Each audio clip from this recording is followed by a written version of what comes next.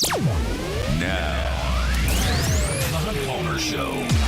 You are now listening to The Hunt Palmer Show on 104.5 ESPN Baton Rouge. Locking down the middle of the day. Live from the Mercedes-Benz of Baton Rouge studios. This is Hunt Palmer.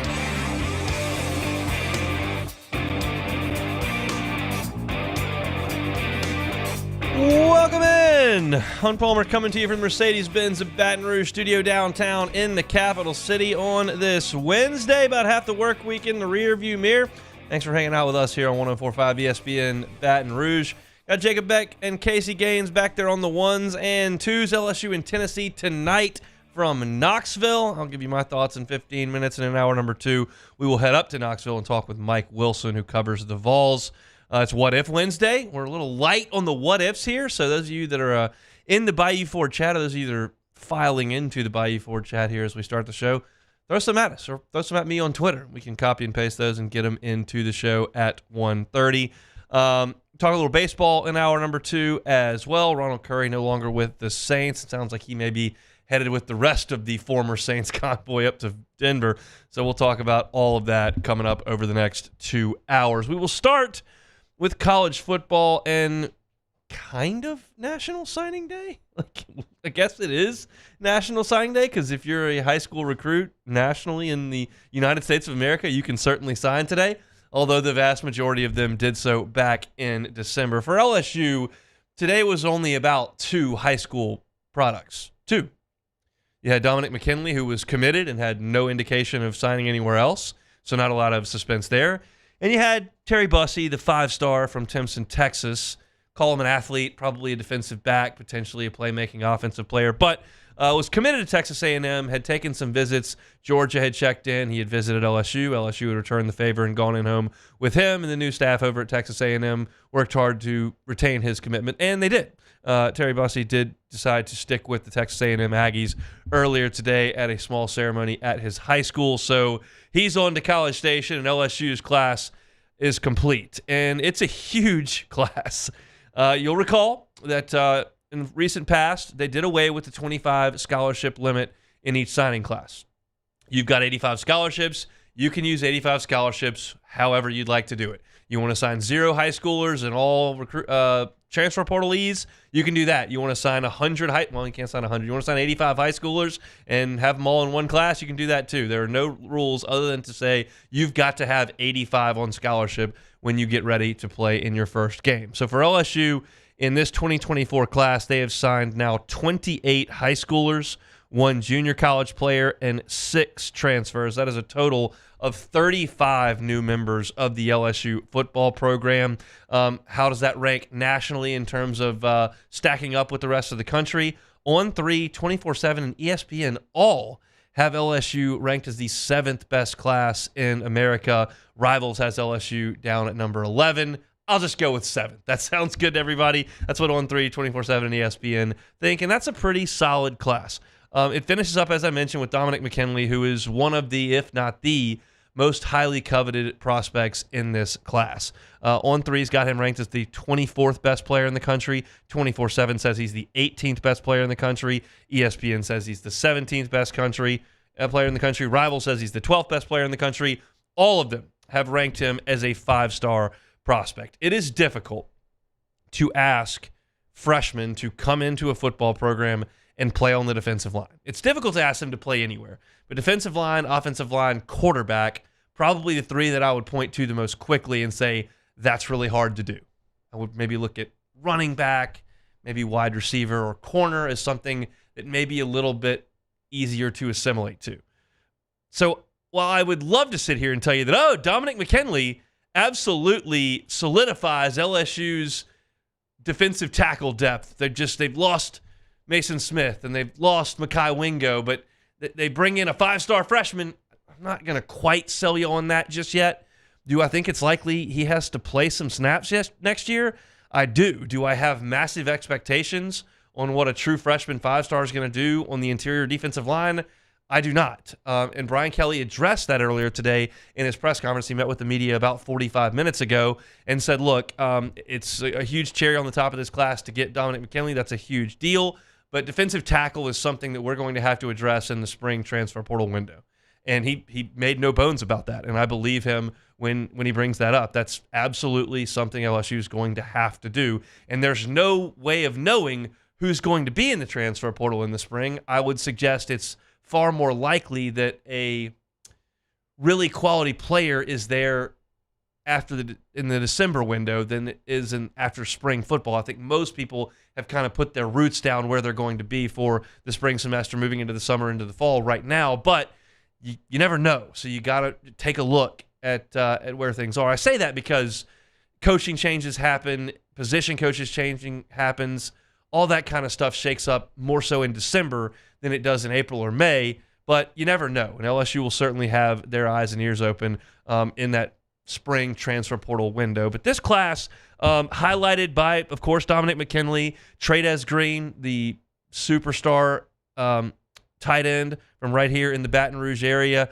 who is 6'6" and long and rangy and presents some matchup nightmares. He adds to a tight end room that looks really, really quality at this point. When Brian Kelly took over, there were no tight ends. You had basically Cole Taylor, who decided to leave, and then you had Mason Taylor, get in there, kid. And that was basically it.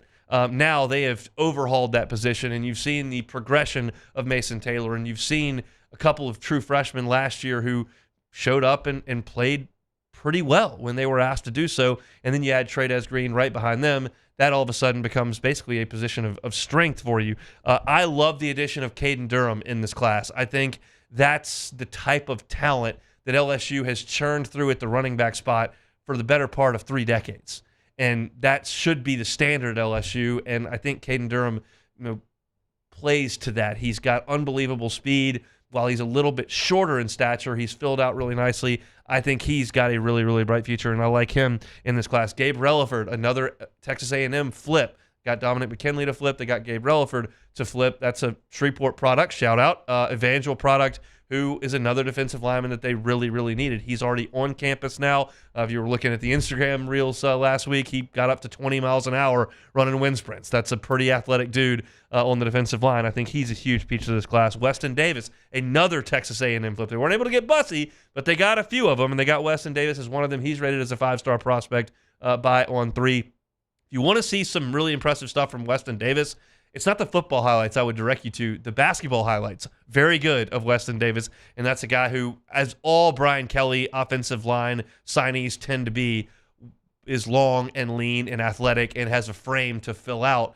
and you think could be a really, really strong tackle prospect moving forward in this class. And then a guy that was a really late riser in this class, but I wanted to mention as one of the headliners because of what he did on the camp circuit and in the 7-on-7 circuit, is Kylan Billiot, who is from Homa, goes to Terrebonne. He's got the measurables you would want as a wide receiver. He's 6'3", 190 pounds. You put 15 pounds on him, you're talking about a 6'3", 205-pound receiver who blew up on the camp circuit, running routes, high pointing the ball, showing his athleticism, showing that he's worked on his technique. Louisiana tends to produce really, really good athletes and really good wide receivers, and we've seen them roll through LSU for a long time, and most of them hail from the state of Louisiana, whether it's Odell and Jarvis or Jamar Chase and Terrace Marshall and Justin Jefferson, and you just saw Malik Neighbors and Brian Thomas. Like, all these guys are Louisiana products. Kylan Billiot right there in that mold. And I think maybe kind of an under-the-radar guy when he did commit to LSU, but no longer when you look at what he did going up against his peers in the summer circuit. He was fantastic. So, and he was also awesome at that All-American game. So I think that's kind of the top end of this class for me. Dom McKinley, Trades Green, Caden Durham, Gabe Welliford, Weston Davis, Kylan Billiot. It rarely works out that the highest-rated players in your class turn in to be the most impactful. There's always a couple of 3-stars or an underrated 4-star that pops up and becomes a star, and there are, generally speaking, a 5-star or 2 that should come in and don't necessarily live up to expectations. And we all know in the era of the transfer portal that you never know exactly what you've got for the next 3 years. But Brian Kelly has made this abundantly clear. He wants to build with high school players that stay in the program for 3 and 4 years.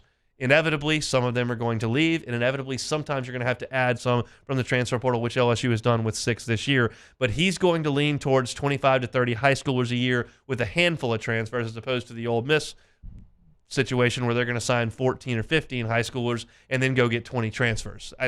it's different strokes for different folks. Obviously, you kind of decide the way you want to handle things.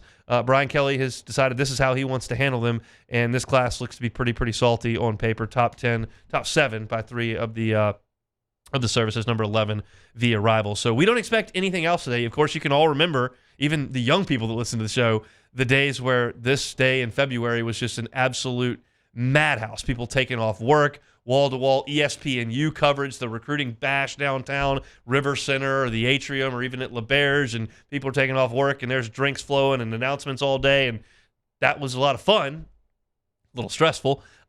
That doesn't exist anymore. Guys just put pen to paper in January, and very few of them roll this thing out to February. If you're just jumping in the car, just tuning in and didn't understand what's happened today, Dominic McKinley did put pen to paper and commit and sign with LSU. And then you look over across at Texas A&M, hauling in Terry Bussey. And that's really all the action for today on the LSU front. So that's a look at recruiting on what was the biggest recruiting day in the calendar now. Just kind of a blip on the radar. So we'll move forward today on this Wednesday edition of the Hunt Palmer Show. Mike Wilson talking Tigers and Vols an hour from right now. When we come back, I'll talk Tigers and Vols. It's going to be a tough assignment for LSU. What can they do to hang in it? That's next. You are now listening to the Hunt Palmer Show. Our listeners fire off their opinions on the jimsfirearms.net hotline at 499-1045. Keep listening for your next chance to shoot us your thoughts with the jimsfirearms.net hotline on 1045 ESPN Baton Rouge. Bayou Chrysler Dodge Jeep Ram has $20,000 off new 23 Ram 1500 Black Widow trucks, $20,000 off new Ram 1500 trucks, and all new Bayou Automotive vehicles come with a 1 million mile warranty. The crew at Bayou Automotive is going to do right by you. There's never been a better time to catch a John Deere deal from the crew of Sunshine. Ask us about our low monthly payment options on our tractor packages and let the good times roll. With equipment strong enough to power one of the world's largest celebrations, we've got your needs covered too. Learn more about what it means to be powered by Sunshine at sunequip.com. Some restrictions apply. See dealer for details. Offer ends April 30th, 2024. Was a humid day, barefoot children play, looking for that summer shade, time just slips away. Oh, Louisiana, some kind of hold on me, like cypress stumps, your roots are planted deep inside of me. Bayou Ford has the new inventory to get you in a new Ford truck or SUV today, or customize your next vehicle just the way you want. All new Bayou Ford vehicles come with a 1 million mile powertrain warranty. The crew at Bayou Ford is going to do right by you. I've been doing business with Luba for 25 years. They're dependable, trustworthy. It's just the attention to detail with our clients. Our folks have years and years of experience. They're highly trained professionals, but many companies have that asset. What I'd like to think makes Luba a bit different is that we use those talents in a way that truly is dedicated to serving the needs of the folks who depend on us. Dylan Cruz here to tell you about Six Rings Baseball and Softball Camp. If you live on the North Shore and play ball, go to Six Rings Camps with former LSU assistant coach Dan Canaveri. His knowledge is second to none, and your child will improve and have fun doing it. Camps were held at Coquille Park and Six Rings Academy in Covington with 4 sessions over the summer. Full day and morning only sessions are available from ages 7 to 13. Go to sixringsbaseball.com or call 985-206-9096. Learn the game to love the game. There it is, the extra mile, on the border of expected and extraordinary for those willing to go further, like vans customized for work or play, with safety and tech to keep you connected, supported by a 5-star sales, service, and finance team, and backed by the 1-star you know. So go the extra mile. It's never crowded, because so few have what it takes to go there. Mercedes-Benz Vans.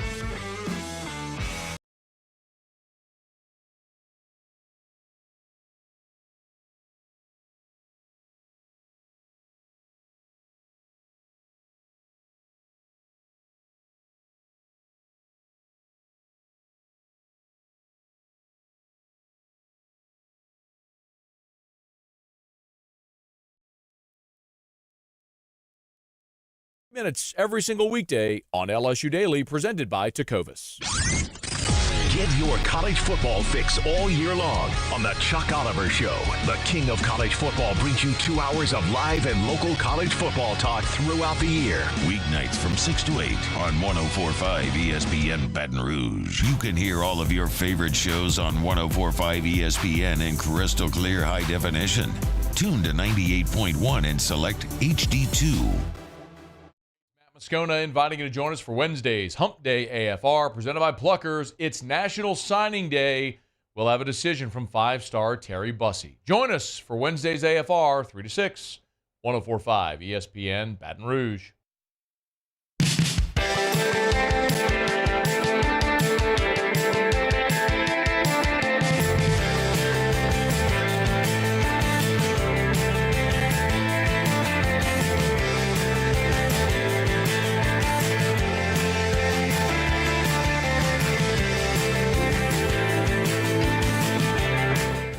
You're listening to the Hunt Palmer Show on 104.5 ESPN Baton Rouge. What If Wednesday coming up in 15 minutes. If you're in the Bayou Ford chat over on YouTube, throw some what ifs at us. We'll get to some of those coming up in the next segment. What if LSU goes to Knoxville and win? That'd be really, really cool. LSU enters a brutal stretch of its SEC schedule starting tonight. 5 really, really difficult games, starting with the Tennessee Vols on Rocky Top at 6 o'clock tonight. If you want to listen to it, you can on our sister station, Eagle 98.1 on 5:30 pregame with the voice of the Tigers, Chris Blair, and John Brady. 6 o'clock tip from the Tommy Bowl, which has a new name. I'm not going to learn it. I'm just going to go with Thompson Bowling Arena for the time being. I think it's like some kind of grocery store or something. Doesn't matter. I don't care about that. It's like I'm going to call the O'Connell Center the O-Dome, and I think it's like the Exact Tech Arena now in Gainesville. I don't care about that either. Yeah, it's the Food City Center. Food City Center. It's still the Thompson Bowling Arena at Food City Center. That's stupid. Whatever. Tommy Bowl is where they'll play tonight. And it'll be LSU and Tennessee. The Vols are really good. Rick Barnes is in year 9. Over the last 7 years since he's kind of gotten his feet on the ground, they are 79-37 in SEC games. That is a 68% winning clip. They've been to 2 Sweet 16s, never been to the Elite 8 under Rick Barnes. He continuously puts a really good product on the floor. They haven't made that deep run just yet, and I think that frustrates some people up there in Knoxville, but it's a quality team each and every year, and this one is certainly no different. They're 16-5 on the season. They're 6-2 in SEC plays. They are 10-1 at home, that one loss being to South Carolina a couple of weeks ago. They played a really impressive non-conference schedule. They beat Michigan State by a point. They won at Wisconsin by 10. They beat a Syracuse team that drubbed LSU. They beat them by 17. They beat Illinois by 7. There are 3 losses in the non-conference. Pretty salty teams. Kansas by 9 points. Purdue, the number 1 team in the country, by 4. And then North Carolina, who's had a nice go of it in the ACC to this point under Hubert Davis. That was an 8-point loss. So Kansas, Purdue, and North Carolina, not terrible teams to lose from. I look at a lot of numbers during basketball season. It's just the way that I kind of prepare myself to talk about teams. I look at everything from shooting percentage to offensive and defensive efficiency to offensive rebounding percentage to possessions played. And I look at a lot of statistics. It's just the way that I ingest my basketball information.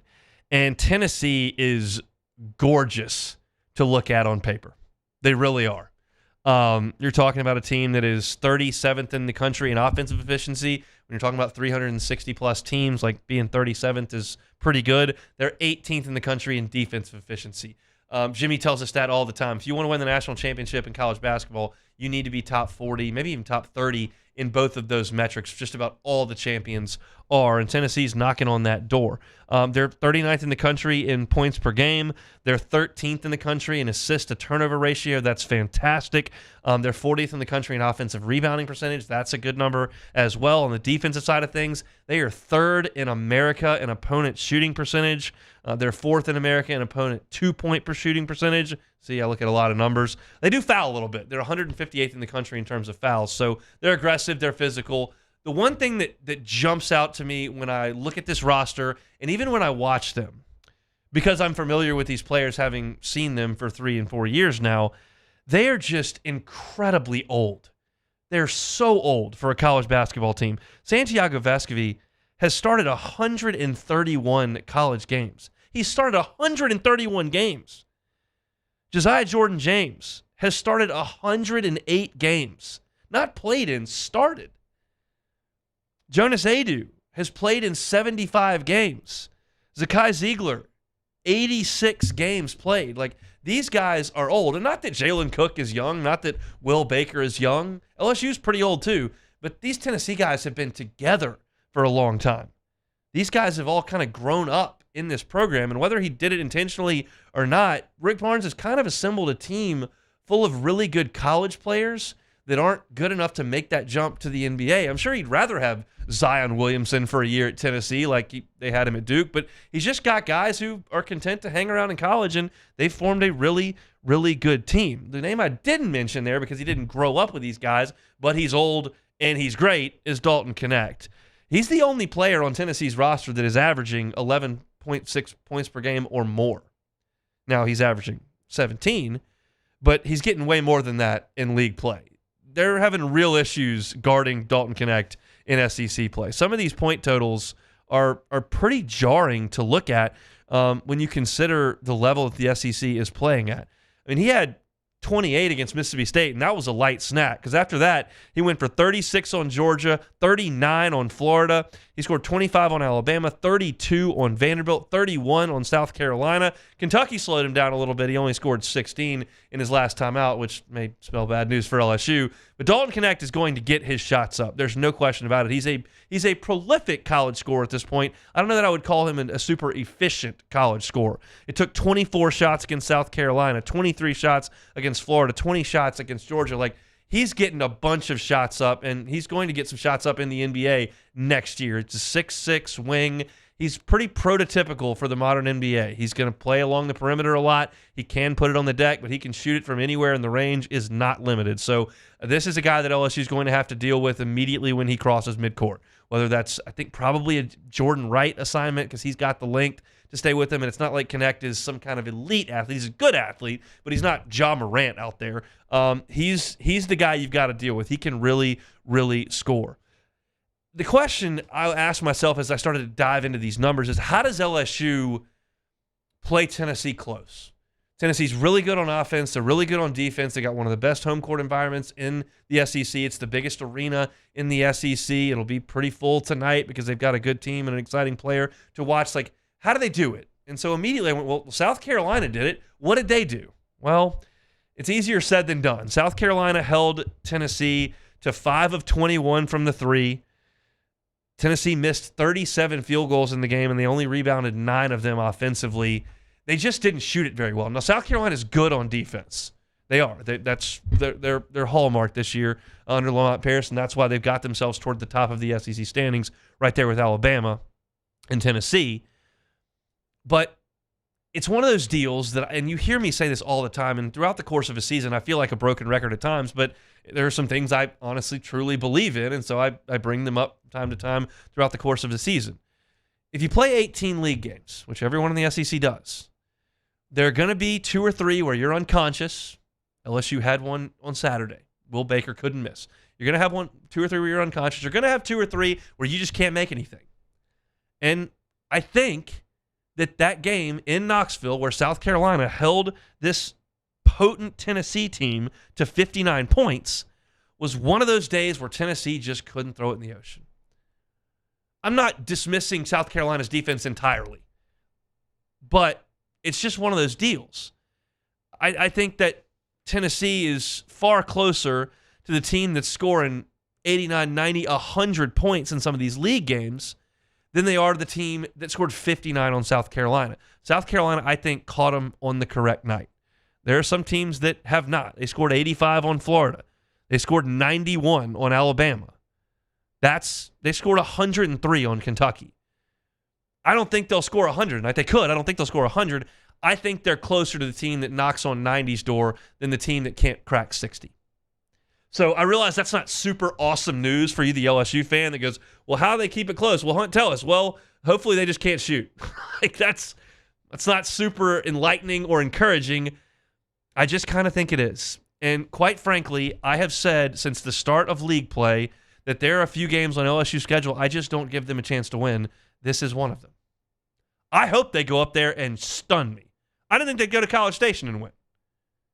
Now, Tennessee's significantly better than A&M, but I don't like LSU's odds tonight. And honestly, I haven't even looked at a number. Back, pull up a point spread and let me know what that is. I honestly have not looked at that this morning. I've been looking at the Vols and have Tennessee 13.5 point favorite. Should have guessed, but yeah, I mean 13.5. It's a 2-touchdown spread on this game, and that feels right. You need, if you're LSU. Well, here's one thing I want to see from LSU tonight. Did Will Baker find something on Saturday? I don't think he'll score 25 tonight. He may not score 25 again. Can he score 16? Like, is that too much to ask? Can he knock down 3 more threes and force Biggs to go out and guard him? I'd like to see if Will Baker can progress. I know what Jalen Cook is capable of. I know what Jordan Wright is capable of. I'm seeing Mike Williams shoot 44% in league play from the 3. That has become a pretty dependable offensive go-to. I don't know what Will Baker is consistently because all he's been to this point is inconsistent. So if I can see some maturation there and a follow-up performance of 16, 17, 18 points, maybe he is turning a little bit of a corner. I realize that's difficult to say for a fifth-year player. They're turning a corner, but let's be honest. Like, it hasn't been great all year. So that's something I'm looking for.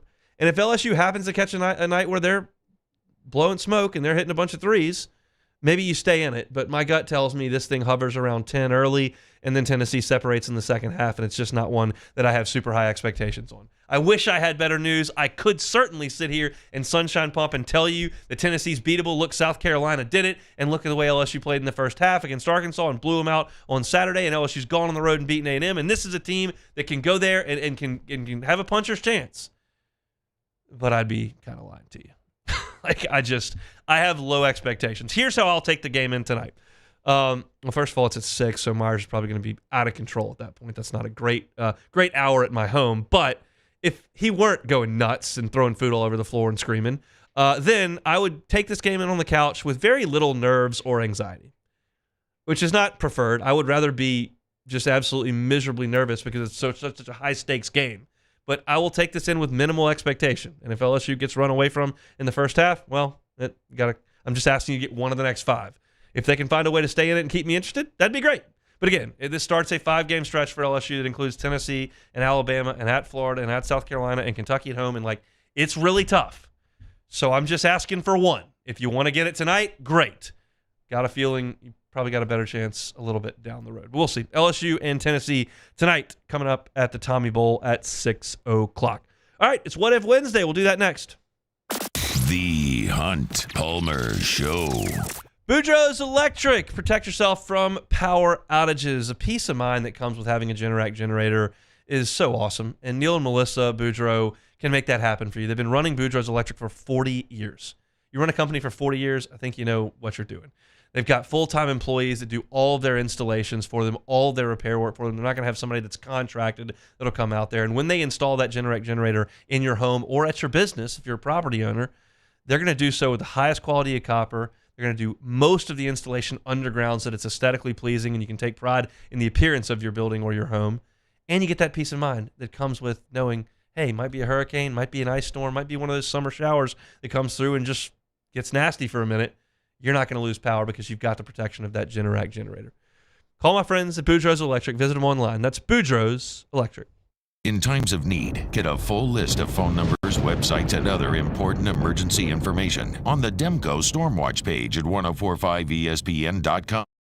Bayou Chrysler Dodge Jeep Ram has $20,000 off new 23 Ram 1500 Black Widow trucks, $20,000 off new Ram 1500 trucks, and all new Bayou Automotive vehicles come with a 1 million mile warranty. The crew at Bayou Automotive is going to do right by you. There's never been a better time to catch a John Deere deal from the crew of Sunshine. Ask us about our low monthly payment options on our tractor packages and let the good times roll. With equipment strong enough to power one of the world's largest celebrations, we've got your needs covered too. Learn more about what it means to be powered by Sunshine at sunequip.com. Some restrictions apply. See dealer for details. Offer ends April 30th, 2024.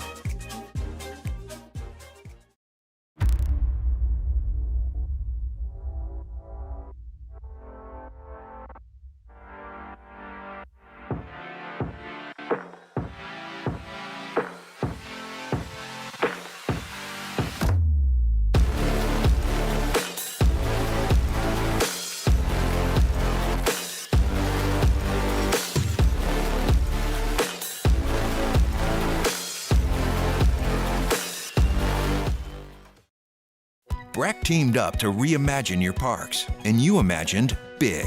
With your help, we went to work, creating 12 beautiful community parks across the parish. A family-sized water park, miles and miles of trails, and parks just for your dogs.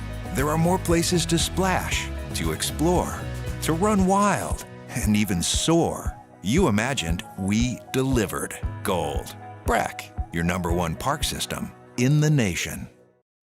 Electricity is all around us, and our families depend on it. Every day our team is ready to take care of your electrical needs, even in the case of an after-hours emergency. The light in your life shines brighter with Mr. Electric.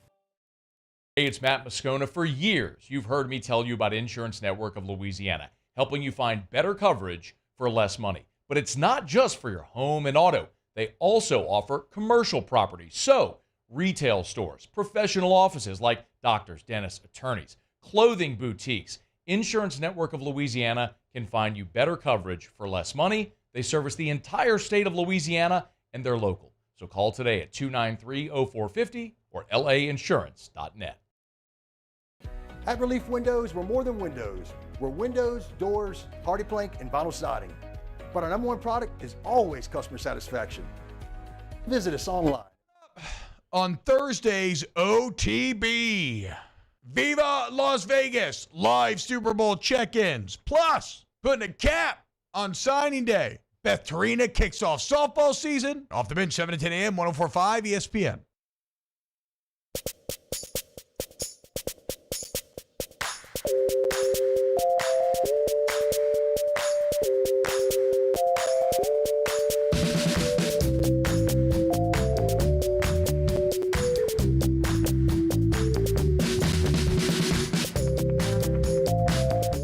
This is the Hunt Palmer Show on 104.5 ESPN Baton Rouge. Moving right along here, half the work week in the rearview mirror. Thanks for hanging out with us here on 104.5 ESPN Baton Rouge. Just broke down LSU and Tennessee tonight. Had a little National Signing Day reaction at the top of the show. We'll talk baseball in hour number 2, and Mike Wilson covers Tennessee. I believe, I'll have to look. I think it's for the Knoxville News Sentinel, but I'll check that out. But he's going to join us to talk LSU and Tennessee basketball coming up at 2:15. Got some Saints to get to in hour number 2 as well, but it is Wednesday. It's the middle of the first hour, so it's time for What If Wednesday. Time, space, reality. It's more than a linear path. Where a single choice can branch out into infinite realities. Follow me and ponder the question, what if? All right, first one here. What if you could go to the Super Bowl or the Waste Management Open 16th hole? Is this mean for all 4 rounds of the final round, or like? I'm thinking that's a one-day thing. Okay. Like the Super Bowl would be a one-day thing. Yeah. The Super Bowl is an incredible spectacle. You've got the halftime show. It's just the biggest stage in sports, in American sports. But to me, it's going to be the 16th at TPC. It's all day. It's a sport I enjoy more. Don't laugh or wreck your car when I say I like golf more than football. We all have our things. I just don't care as much about the Super Bowl, and like in terms of like the winner. I'm gonna watch every play of the Super Bowl, and I'm very interested in like the results of the game. But like I don't have a rooting interest. In golf, I think it would be really cool to go to that. Now, if you're telling me Super Bowl or the 3M Open, like in the Twin Cities in September, I'm going to pick the Super Bowl on that. Like I would go to the Super Bowl like over the Zurich, which I'd love to go to. This is a different deal with the 16th hole at TPC Scottsdale. So I would take the Waste Management. What are you, Beck? Yeah, I would as well. The Super Bowl, it's obviously a different story for me if the Saints are playing. I'm 100% doing that. But if it's two teams that, if it's not involving the Saints, then I would probably say that the Waste Management as well. All right, moving on. What if Garrett Nussmeier can't cut down on interceptions in regular season play? Yeah, I mean, obviously he did a really good job in the bowl game and not turning the ball over. That was really encouraging. What was the other? Oh, he had to go in against Alabama, and that was really, really difficult. But like that interception stuff's kind of in our past a little bit. That's 2-3 years old with some of those issues. So I'm not super concerned about it. But if he does throw a bunch of picks, like you probably are going to look at AJ Swann. I don't think they're ready to go to Ricky Collins or certainly a kid that just showed up in Colin Hurley. But that's kind of why you went and got AJ Swann. I think more so if there's an injury, because we feel like this is Garrett Nussmeier's team. But if there's an issue, you've got a veteran quarterback that you can put in the game, and you don't feel like he's going to panic. He's played on a much worse team than LSU and functioned okay. So I think that's kind of the point. But it's Garrett Nussmeier's team, and I'm not overly concerned about interceptions. All right, next one here. What if it rains the whole week of the Palmer family move? That'd be fun. We're moving anyway, so I guess there are some... Rain or shine. That's exactly right. We're going to have some movers show up on Saturday morning to deal with the big stuff, and we'll be running stuff house to house. It's like a 20-minute drive door to door. If it's raining, that's just part of it. You put a hoodie on or something and get after it. We gotta move no matter what. They gotta get us out of the house. So that's just the way it goes. Let's hope that doesn't happen. Thanks. Wait, so when is that happening though? 3 weeks. Oh, okay. So there's no telling. I told my wife, first of all, I had no intention of following through on this. I just wanted her reaction. I told her, I said, hey, the week after we move, I'm gonna go to Houston for the baseball series. The baseball team's playing in Houston. Her eyes almost fell out of her head that I was gonna leave the first weekend we were in the new house. Again, was never planning on it. Not in the cards. Don't have tickets. Haven't contacted my buddy about staying there. He actually contacted me and asked if I was coming. But no, we will be skipping Houston this year, very, very regrettably. But I'll be back. All right. What if Bo Nix or Michael Penix are available when the Saints pick in the first round? And they'll be available after the Saints pick. Yes. Because they're just simply not going to draft a quarterback with an early pick. I wouldn't be completely floored if they took one late, like they kind of did with Hainer, or like they did with Ian Book, or any of that. That would not be completely floored if they did that, but they're not using an early pick. This will be a chorus that I recite for the duration of the Saints offseason when they're retooling the roster. They're going to do everything they can do to win next football season, because that's the way Dennis Allen has to approach it. If they don't, he's out of a job and never getting another opportunity. And drafting Bo Nix does not improve your chances of winning in September. It just doesn't, and so they're not going to do it. All right, last one here. What if LSU had flipped Terry Bussey? Would Billy Lucci be on suicide watch? Saw that one in the Bayou Ford chat, courtesy of Brian Burgess. Comes to my attention that a lot of LSU fans, not huge fans of Billy Lucci. Well, we did talk about his little rant he went on. He did. That was about a month or two ago. He did, and talked about how he hates LSU, and if you go to LSU, he doesn't like you and all that kind of stuff. Yeah, I think Billy would be a little disappointed, obviously, if that happened, and would probably have some choice things to say, as he did in the Gabriella for Dominic McKinley and Jordan Gilbert situation. But he's an Aggie dude. He loves the Aggies. He reports on the Aggies. I think he does an awesome job at reporting on the Aggies. He's built a media powerhouse, unlike really anything else in the SEC outside of maybe Kentucky Sports Radio with what Matt Jones has up there. But I mean, he loves the Aggies. I hate them. I hope they do very, very poorly all the time. But I think he'd probably get over losing a high school player. And the fact of the matter is, I think all of us, no matter if you're Texas A&M, LSU, Alabama, Georgia, Ohio State, like wherever you are, you realize that the massive importance of National Signing Day has been ticked down a little bit because of how many of your high school signees eventually transfer out and how many guys you eventually bring in that you did not sign out of high school. So when once upon a time it was everything in terms of fueling your football program, now it's really important, but there are other ways to do it. And so I think that we all kind of shrug a little bit to varying degrees about National Signing Day based on who you get and who you don't get, because you just never know what the future holds with getting those guys. And I think nobody knows that more than the folks over at Texas A&M who signed the greatest class in the history of Everdom a couple of years ago, and half of them are gone. So that's just kind of the way that it goes. Are there any more what-ifs in the Bayou Ford chat rolling in? Not seeing any right now. Not seeing any more. You guys are too busy talking to yourselves. Stephen Miller says, we are going to the Waste Management Open next year. Can't freaking wait. Yeah, I would love to make that happen. I have never been. It always gets like chatted about or brought up when the bachelor party scene was rolling through. That was kind of 10 to 7 to 8 years ago for me. I'm kind of past the bachelor party days. But we never went. We never ended up doing that. A lot of Gulf Shores hours logged in the bachelor party circus when I was running through. So that'll do it for a little take it or leave it here on this Wednesday. What if Wednesday? Yeah.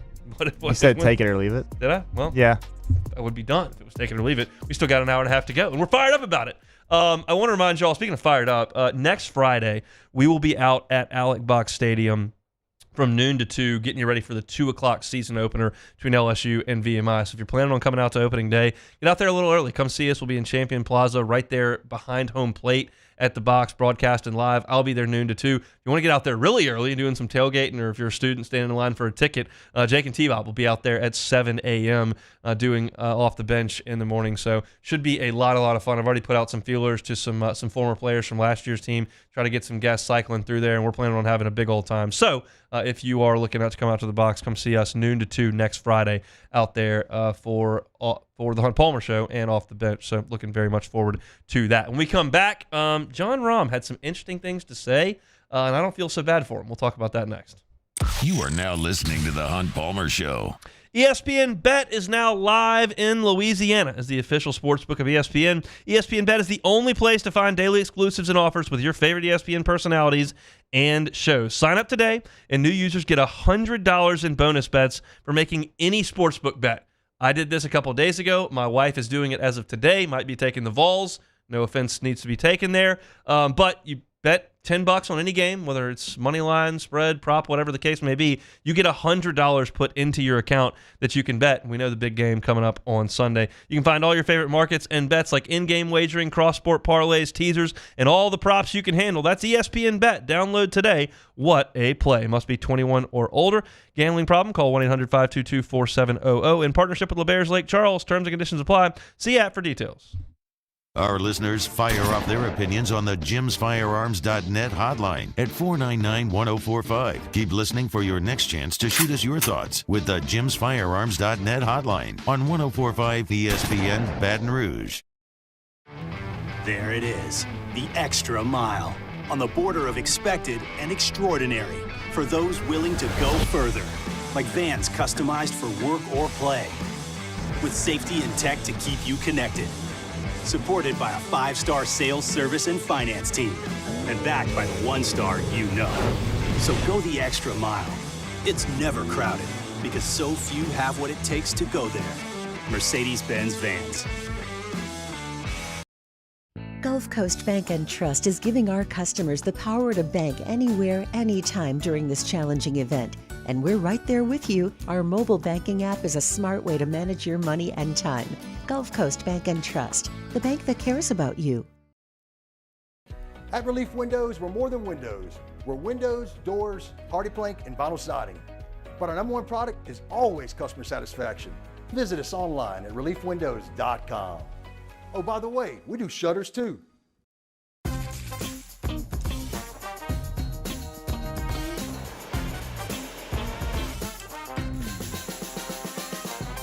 The best kept secret in town is out. Discover Tallulah at the Renaissance Hotel on Bluebonnet. When it comes to ending cancer, we push forward, always working together for you. That's why our cancer experts at Ochsner have clinically integrated with MD Anderson Cancer Center. This means advanced cancer care, including access to life-saving clinical trials and integrating care to treat the whole you. Introducing Ochsner MD Anderson Cancer Center. Long live you. The Windsor Senior Living Community in Mandeville, Louisiana is a beautiful, vibrant apartment community geared toward seniors. They are nestled right in the heart of Mandeville, where seniors live a more carefree lifestyle in spacious apartments with the peace of mind that comes from having a little extra help. Call the Windsor at 985-624-8040 to schedule a lunch and tour. Come see how the Windsor can be your passport to peace of mind. Yo, Jake here from my friends over at Community Steel Company located in Gonzales, Louisiana. The local place you can turn to for all of your metal building needs. Notice I said local, not Houston, not Dallas, not Atlanta, but right here in Gonzales. Visit them at their brand new state-of-the-art website at communitysteelco.com or pick up the phone and give them a call today to answer all of your questions on your metal buildings, roofing and sheet metal, and any other steel needs you or your business need at 225-647-2020. There's never been a better time to catch a John Deere deal from the crew of Sunshine. Ask us about our low monthly payment options on our tractor. The big game, the Super Bowl between the San Francisco 49ers and Kansas City Chiefs. You can hear it here this Sunday with a special edition of NFL Preview at 1 p.m. from Westwood One, then the scheduled kickoff at 5:30. Catch the game right here on 104.5 ESPN Baton Rouge.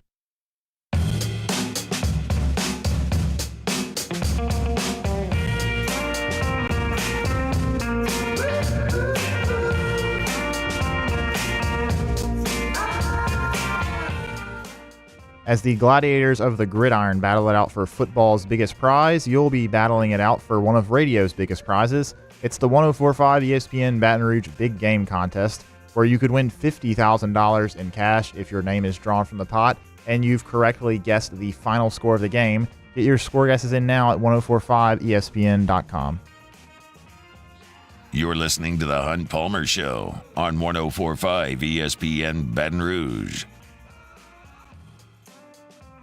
Wrapping up hour number one here on this Wednesday edition of the Hunt Palmer Show. Briefly going to sneak a little bit of golf news in because that's what LIV is attempting to do. They're trying to kind of get into the news cycle by having a tournament this weekend in Las Vegas where the Super Bowl is. So all of the national media are, zeroing in on Las Vegas for the Super Bowl. LIV's trying to catch a little bit of that, and we'll see what the result is. But they had press conferences yesterday, and John Rahm, who lives in Scottsdale, was at the podium, and he's obviously just defected to LIV. And to quote Rahm, he says, definitely driving by TPC Scottsdale as often as I had to and knowing I wasn't going to play there, it's definitely emotional. It's one of the things I'm going to miss. He continued, Palm Springs and Torrey, those weeks were really hard. I've explained so many times how important Torrey is for me. So Rahm is kind of lamenting the fact that there are some tournaments on tour that he really, really likes and he'd like to be there, but obviously he can't because he's defected to LIV. And I don't feel bad for him. We'll use a quote from Don Draper of Mad Men here.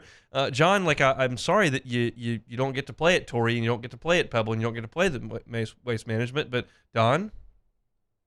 You give me ideas. And you never say thank you. That's what the money is for. That's what the money is for. You take the money, you leave the tour stops that you love, you leave the limelight, you go where no one can see you, and you go take a bunch of money. That's the way this thing works. I'm so interested at what the end result of this all is going to be, because I know the motive for some of these guys. I know the motive for the Ian Poulters and the Sergio Garcias, even Dustin Johnson, Lee Westwood. These guys went solely because they're at the back end of their careers and they wanted a huge pile of cash. They had no interest in continuing to stay on the tour circuit and play in the Honda Classic and play in the 3M and play in the Zurich and go in to play Hilton Head. They don't want to do any of that. They just will take the money. They're not as good as some of these young guys. They're not as good as they once were. They take the money. I fully understand why they went. I fully understand where Phil Mickelson is coming from. I disagree with him and think he's acted ridiculously, but I know what he's doing. He believes the PGA Tour keeps too much money and the golfers don't make enough money. And his only way to fix that is to screw up the game of golf so that they have to dump more money into it. I don't know that he certainly thought that it was a great idea that Saudi Arabia owned golf, but if they've got the money and they can give it to golfers, he wants to make that happen. He said that out loud. He said it's a leverage play. It's a once-in-a-lifetime leverage play on the PGA Tour to do it. And they're fracturing golf, and Phil's ultimately going to get what he wants because there's going to be more money in golf. I understand where he's coming from, again, even though I fully disagree with it. Rahm is interesting because he has always been such a golf history buff, such a guy that wants to be remembered and have a legacy. And he said many times that 54 holes with no cut is not a real golf tournament. And I believe the best players in the world are on the PGA Tour, and that's what I want to do. And he said all those things, then all of a sudden he defected and went to LIV. And he did those ridiculous Fox News interviews dressed in a leather jacket or a bomber jacket or whatever it was like the hell it was. It was a LIV Letterman jacket. And he looked like a hostage doing it, which is essentially what he is now. But he knew what he was doing here, and I think, I don't know, I know all that stuff. I think he just thought, well, they've made this agreement in December, and they're going to come together. I'll just take the huge pile of cash, and I'll be back on the PGA Tour in 10 minutes. I think. But that's taking a lot of time, and they're potentially years away from ironing out all these details. And now Rahm is playing in the, I mean, he had to back up, reportedly, I have never watched a shot of LIV, but I listen to golf podcasts that do from time to time. He had to back off multiple shots last week because there's music blaring in the background. Like, it actually happened. I mean, what a joke. And so I get Koepka. He went because he was hurt. He said this out loud. He didn't know if he'd ever be healthy enough to play again. He took the huge pile of cash. If you told Brooks Koepka you can come back and play the PGA Tour, or you can stay on LIV and play on your team, the Crushers or the Smashers, the Cliques or whatever you are, he would leave LIV. I'm confident in saying that. Dustin Johnson wouldn't. He wants the money. He's fine with it. Play a few times a year, wherever it is, and I'll come back and sit on my boat with Paulina. Like, whatever. But Brooks would. I just can't quite figure out where Rahm is coming from here. Do you have a thought on that? I can only imagine that it's what we mentioned, which is that he knows or expects that the PGA and LIV will be, making a world tour of some sorts, and he'll be able to play all these tournaments again very soon, if not this year or next year. That's the only way it makes sense. Otherwise, it doesn't, because from everything he said before this, I don't believe that he was just saying all those things about LIV, like about not 54 holes not being a tournament, all that. I don't think he was just saying that for no reason. I think he truly believed that. So in order to make it make sense, it has to be that he just expects that they're going to be together again soon. Look, you talk about a tour that's got Jon Rahm, Tyrrell Hatton, Brooks Koepka, Cam Smith, really Joaquin Neiman's toward the top. I mean, he's a top 50 player in the world. Like, that's a lot of star power. I don't know that Dustin Johnson still got what he had at one point, and certainly like Mickelson and the guys I mentioned earlier, Poulter. I mean, but LIV has successfully split golf in half, and that is just such a sad state of affairs. I say I would want to have a conversation with Phil Mickelson about this. Now, I know how Phil Mickelson is, just his public persona. He would say, I'm the smartest guy in the room. I'm right. You don't understand. You're wrong. And I know how he would handle that. And there's nothing I could say to him that would dissuade from him. And he certainly knows more than I do. But he looks so foolish, and this is such an awful look for the sport. If any other sport looked like this, where half the really good players played over here and half the really good players played over here, it would be laughed at and mocked universally. And golf has put itself in that position, and now you've got massive egos and even more money at play trying to get this thing put together. You got Justin Thomas saying yesterday he would hope that there would be some sort of penalty to the guys who left the PGA Tour if they were asked to come back. Like, you've got to deal with issues like that, and then it's just crazy. But I can't quite wrap my head around the Jon Rahm thing. I get just about everyone else who's gone for that, and maybe Jon Rahm's just so ticked off at Jay Monahan for saying one thing publicly and then going behind their back and making a deal with LIV that he just said, screw this guy and this leadership, I'm out of here, give me the money. But it's just weird to go back on everything he said. And then to go to a LIV press conference and say, yeah, it's really emotional to miss Torrey Pines and to miss Scottsdale. Those are tournaments that I love and I hope to go play them again. Like, that's not the sign of a guy that thinks that the PGA Tour is just the worst thing that ever existed. It's such an odd thing. But I'll be watching the WM. I will not be watching LIV Las Vegas. I think they're at the Country Club of Las Vegas, but I'll never know because I will never watch one shot of a LIV golf tournament. You can count on that. Do you watch LIV? I don't. I've seen clips of it. Actually, I did. I remember with the first tournament they played when they first started. It was like in England or something. I watched. The first one was in England. Yeah, I watched a little bit of it just to see what it looks like. And it really is the way they do it. It's so much better in terms of the coverage as opposed to what we have. Show more golf shots. Yeah, they show way more golf shots, and the shotgun start, in my opinion, works better. But if the PGA could take what they do in terms of the programming and use that, I think fans will be a lot more happier, but I don't think that's going to happen with the way sponsorships are. You want them playing Mambo number 5 in the background? Well, no, not that. Just the way they handle the broadcast. All right, that's it for hour number 1 here on this Wednesday edition of the Hunt Palmer Show. If you missed any of it, you can catch it on demand, 1045ESPN.com's on demand tab, Apple Podcasts, Spotify, Google, wherever you find your sound, you can find us. We reacted to Terry Bussey and Dominic McKinley's ultimate decisions today on kind of National Signing Day. I got you ready for LSU in Tennessee. We also had What If Wednesday. When we come back after Sports Center for hour number 2, I'm going to talk a little bit of baseball. Mike Wilson covers Tennessee. We'll talk Tigers and Vols with him a little bit later. And a little Saints news on the Ronald Curry front as well. So don't go anywhere. After Sports Center, come on back with us. It's hour number 2 of the Hunt Palmer Show coming up.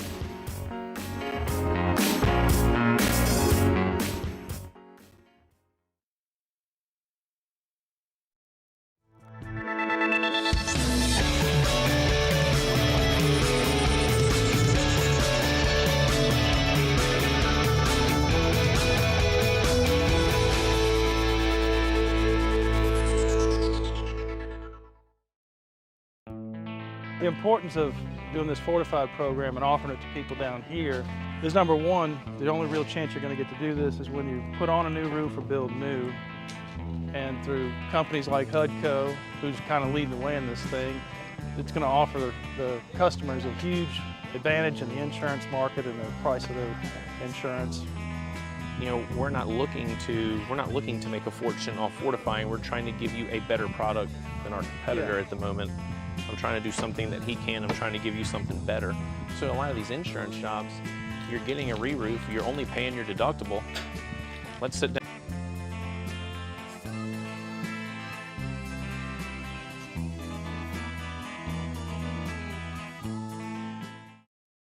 Breck teamed up to reimagine your parks, and you imagined big. With your help, we went to work, creating 12 beautiful community parks across the parish. A family-sized water park, miles and miles of trails, and parks just for your dogs. There are more places to splash, to explore, to run wild, and even soar. You imagined, we delivered. Gold. Breck, your #1 park system in the nation.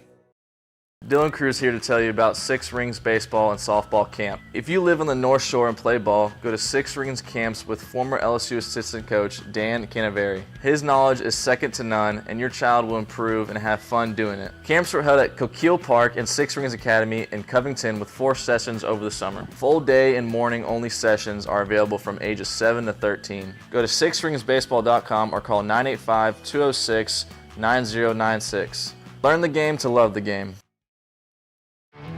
There it is, the extra mile, on the border of expected and extraordinary for those willing to go further, like vans customized for work or play, with safety and tech to keep you connected, supported by a 5-star sales, service, and finance team, and backed by the 1-star you know. So go the extra mile. It's never crowded, because so few have what it takes to go there. Mercedes-Benz Vans. Electricity is all around us, and our families depend on it. Every day is sparked by the power of a cold drink or a warm meal, a movie night, and a comforting light at the end of a dark hallway. From sunrise to sunset, playtime to bedtime, our team is ready to take care of your electrical needs, even in the case of an after-hours emergency. The light in your life shines brighter with Mr. Electric. Hey, it's Matt Moscona. For years, you've heard me tell you about Insurance Network of Louisiana, helping you find better coverage for less money. But it's not just for your home and auto. They also offer commercial property. So, retail stores, professional offices like doctors, dentists, attorneys, clothing boutiques. Insurance Network of Louisiana can find you better coverage for less money. They service the entire state of Louisiana, and they're local. So call today at 293-0450 or lainsurance.net.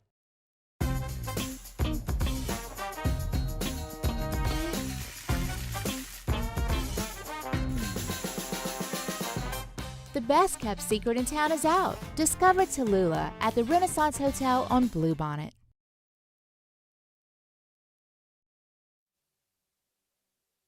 This is SportsCenter. I'm Christine Lisi. Tiger Woods announced on social media he'll play in next week's Genesis Invitational, his first competitive rounds of this year. Woods has played in just one solo event since withdrawing from the 2023 Masters.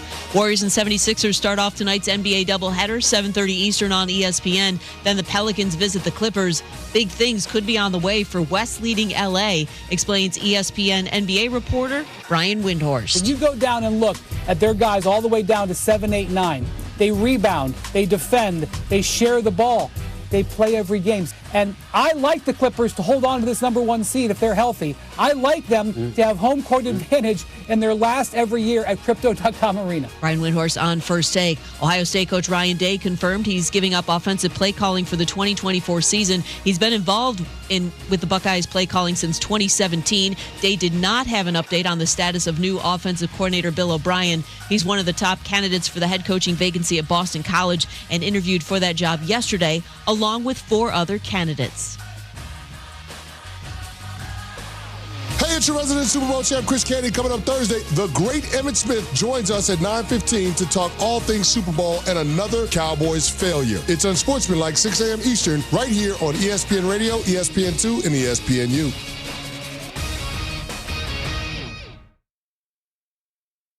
Direct your attention to something quite extraordinary. Now, the Hunt Palmer Show. The Hunt Palmer Show on 104.5 ESPN Baton Rouge. Live from the Mercedes-Benz of Baton Rouge studios. This is Hunt Palmer. Hour number 2, Wednesday edition of the Hunt Palmer Show. Half that work week in the rear view mirror. Appreciate you hanging out with us here on 104.5 ESPN Baton Rouge. Mike Wilson from the Knoxville News Sentinel covers Tennessee. He's here with us in 15 minutes. Talking about the Tigers and Vols tonight. I previewed that game back in hour number 1. We'll get it from the Vols side here coming up. But I want to talk a little baseball here as we inch toward opening day next Friday at the Box. So we're just about a week away from LSU getting this season underway in their defense of a national title. Don't tell anybody in the program they're defending a national title, but quite literally they are.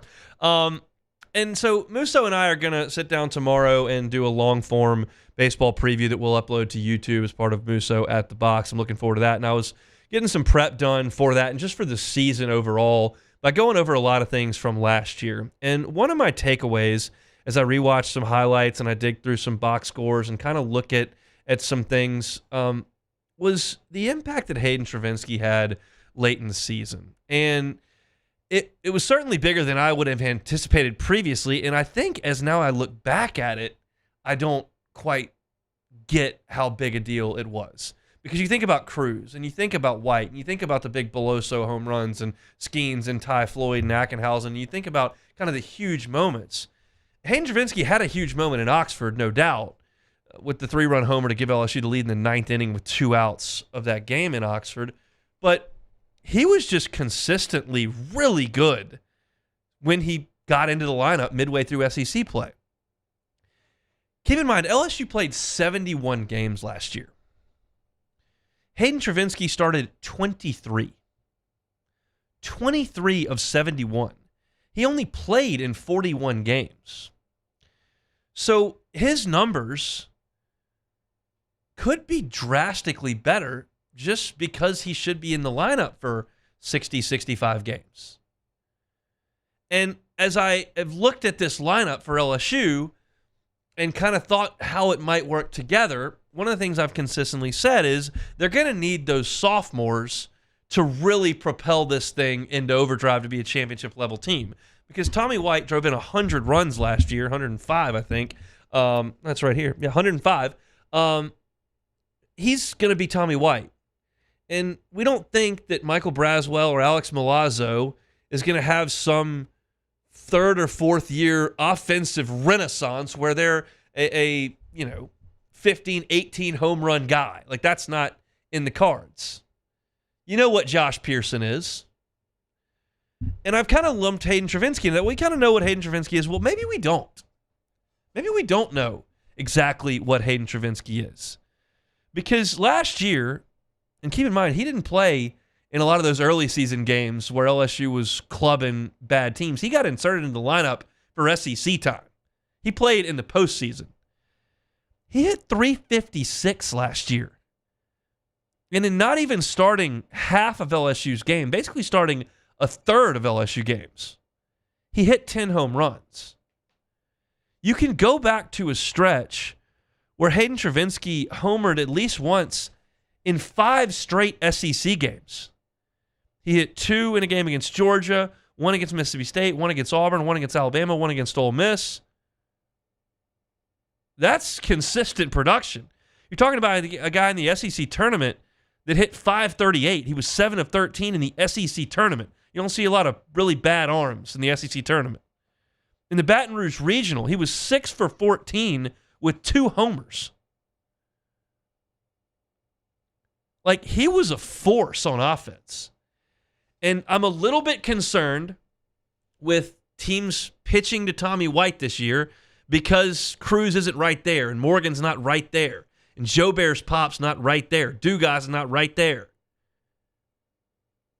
You got to find someone to help protect Tommy White.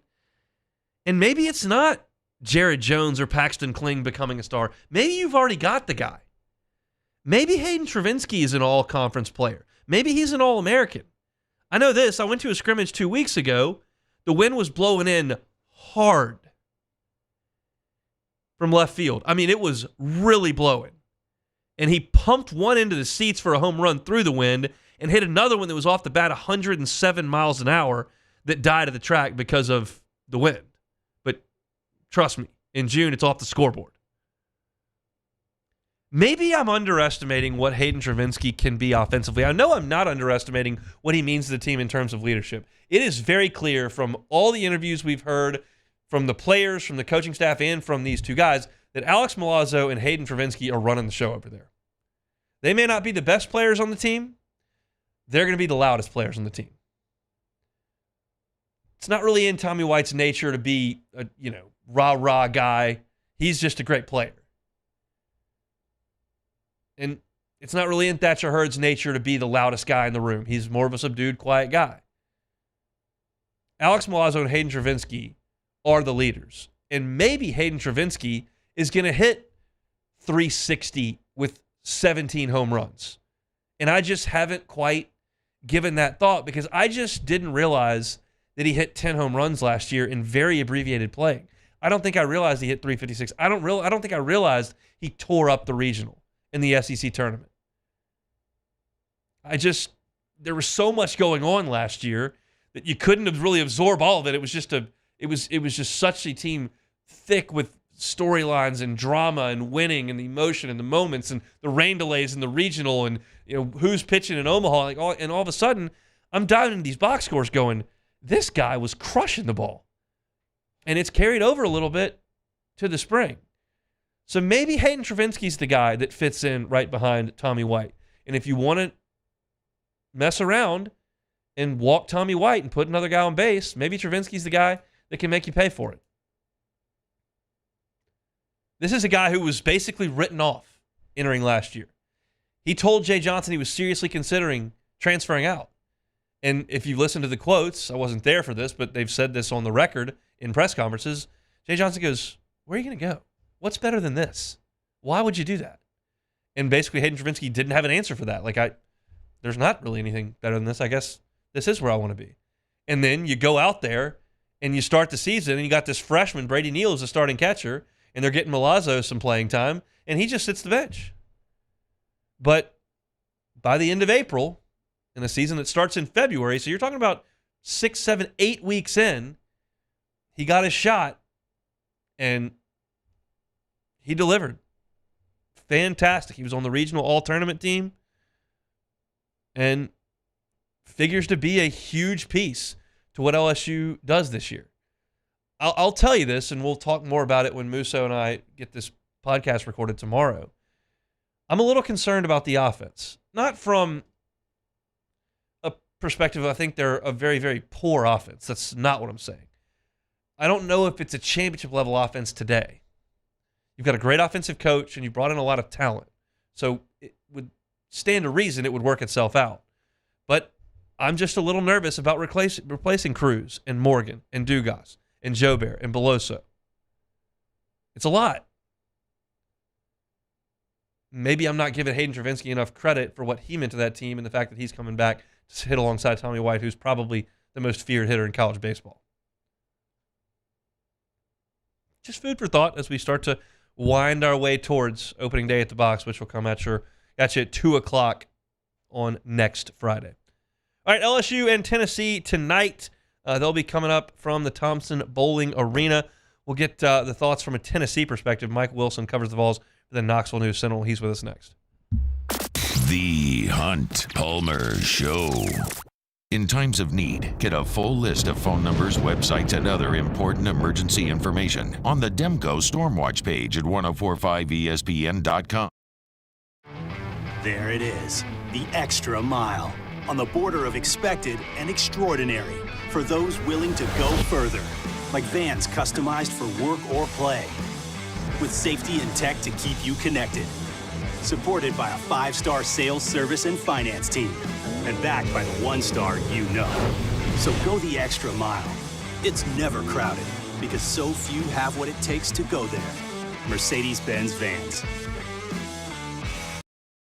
Join MMR and ignite your career today. MMR is the largest electrical and instrumentation contractor in the nation, and they're seeking talented individuals to join their team. For over 3 decades, they've been headquartered right here in Baton Rouge, and they have offices all around the globe. And MMR offers a tailored path for both professional and personal development, outstanding benefits, and a dynamic culture. So whether you're an intern, a seasoned pro, or you're just starting out, see what MMR can offer you. Apply at mmrgrp.com.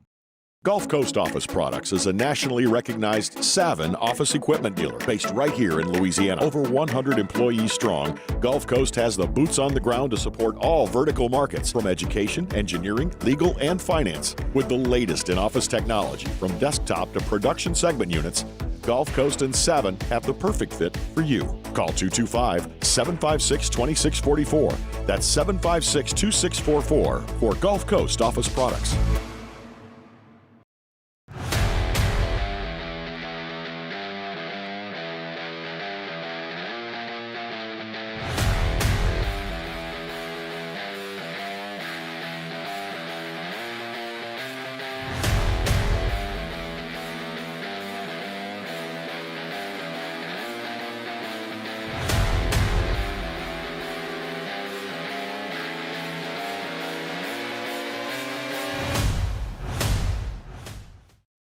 Yo, Jake here from my friends over at Community Steel Company located in Gonzales, Louisiana.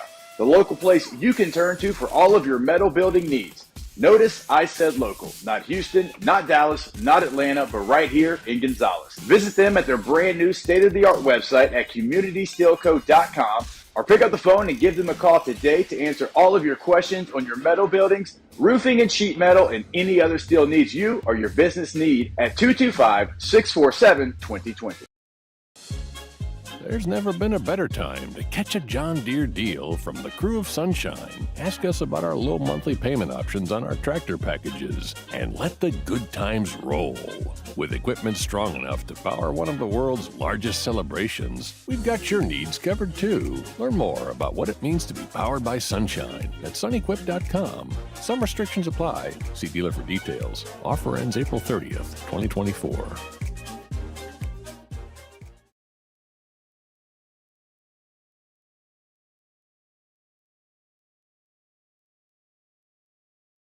An inventory clearance sale. That's right, out with the old, in with the new. Don't miss this opportunity to get your hands on some beautiful jewelry at a discounted price. Selassie's Jewelry and Fine Gifts in the heart of the Denham Springs Antique District. Selassie Jewelry and Fine Gifts. Custom Colors of Baton Rouge, specializing in body and paint, feature 100% platinum certified technicians, ensuring your car or truck is being worked on by the very best of the best. Custom Colors, located in the Industrial Plex off Siegen and Airline. Bayou Ford and Bayou Chrysler Dodge Jeep Ram. 5 brands on one lot. Shop BayouAutomotive.com. Live at lunch with Ott and Annie weekdays at 11 on 104.5 ESPN Baton Rouge. Moscona inviting you to join us for Wednesday's Hump Day AFR, presented by Pluckers. It's National Signing Day. We'll have a decision from 5-star Terry Bussey. Join us for Wednesday's AFR, 3 to 6, 104.5 ESPN Baton Rouge.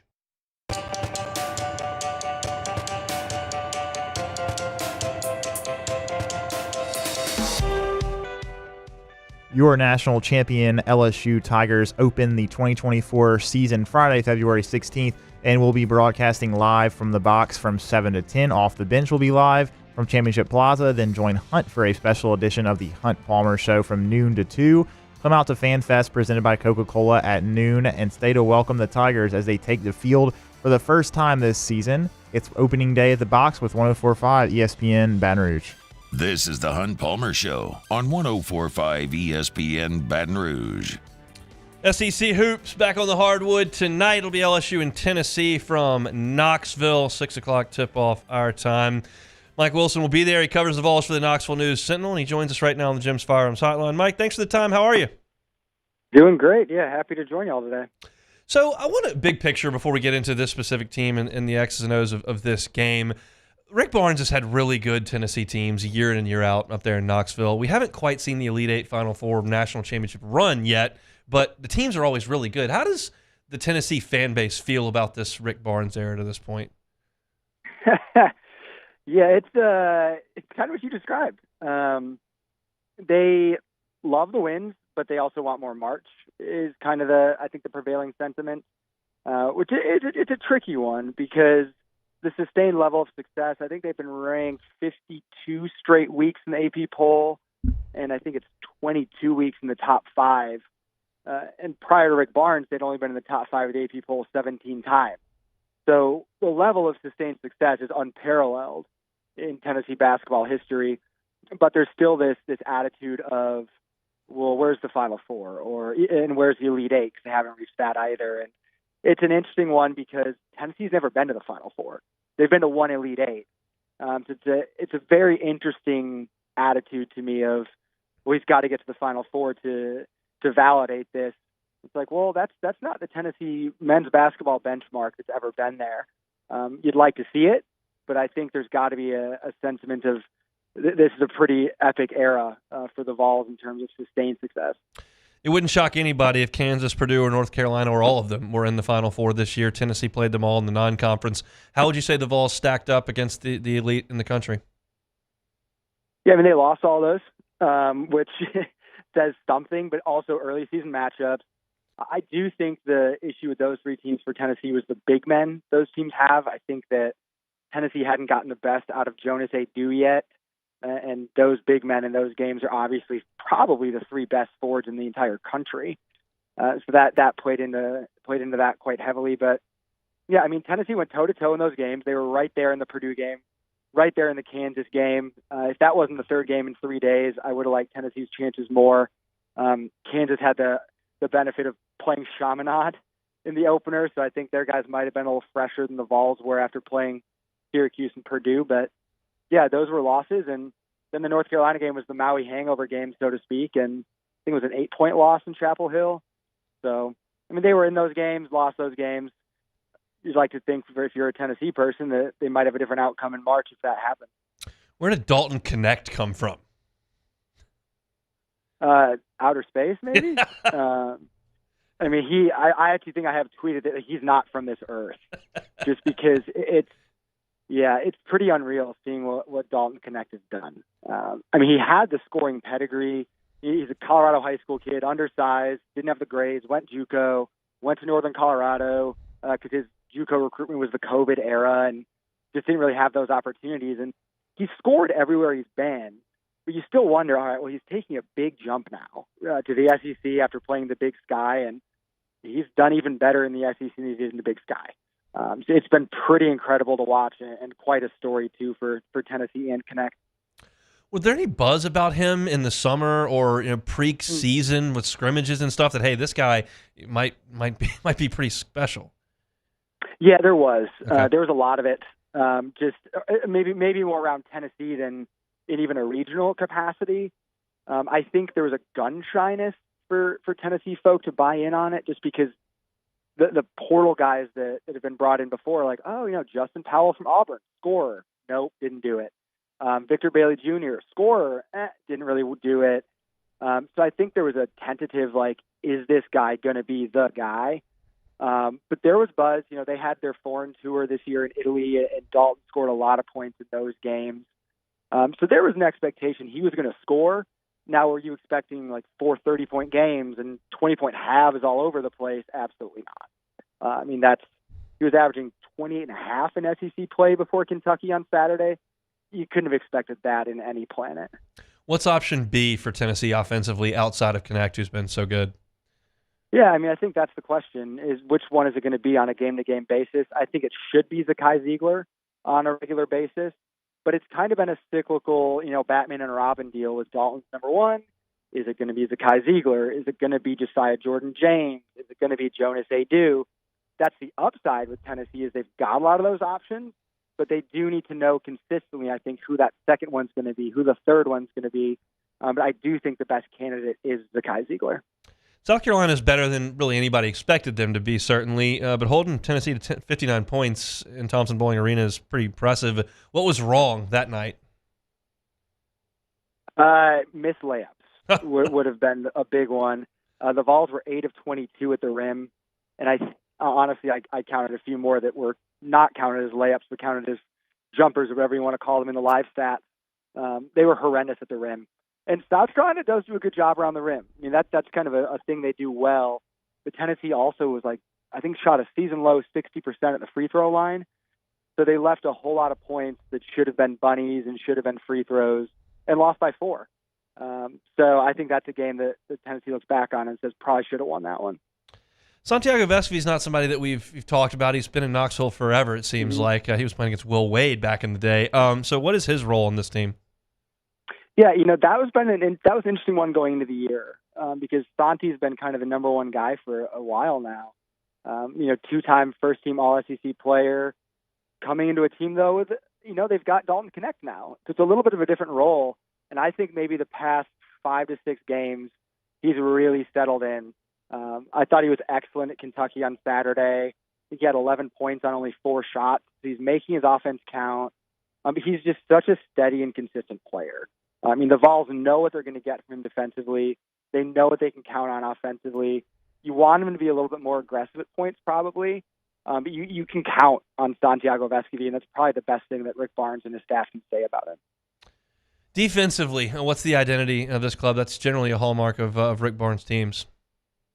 Yeah, make life really hard is definitely it. And I think that's, the intriguing element of this Tennessee team is they're still playing that defense that they've played the past few years. I think they're number 3 in Ken Palm right now, but they've paired it with a better offense. So, your margin for error is different. Your ceiling's higher when you talk about that. But yeah, they pressure, they play hard.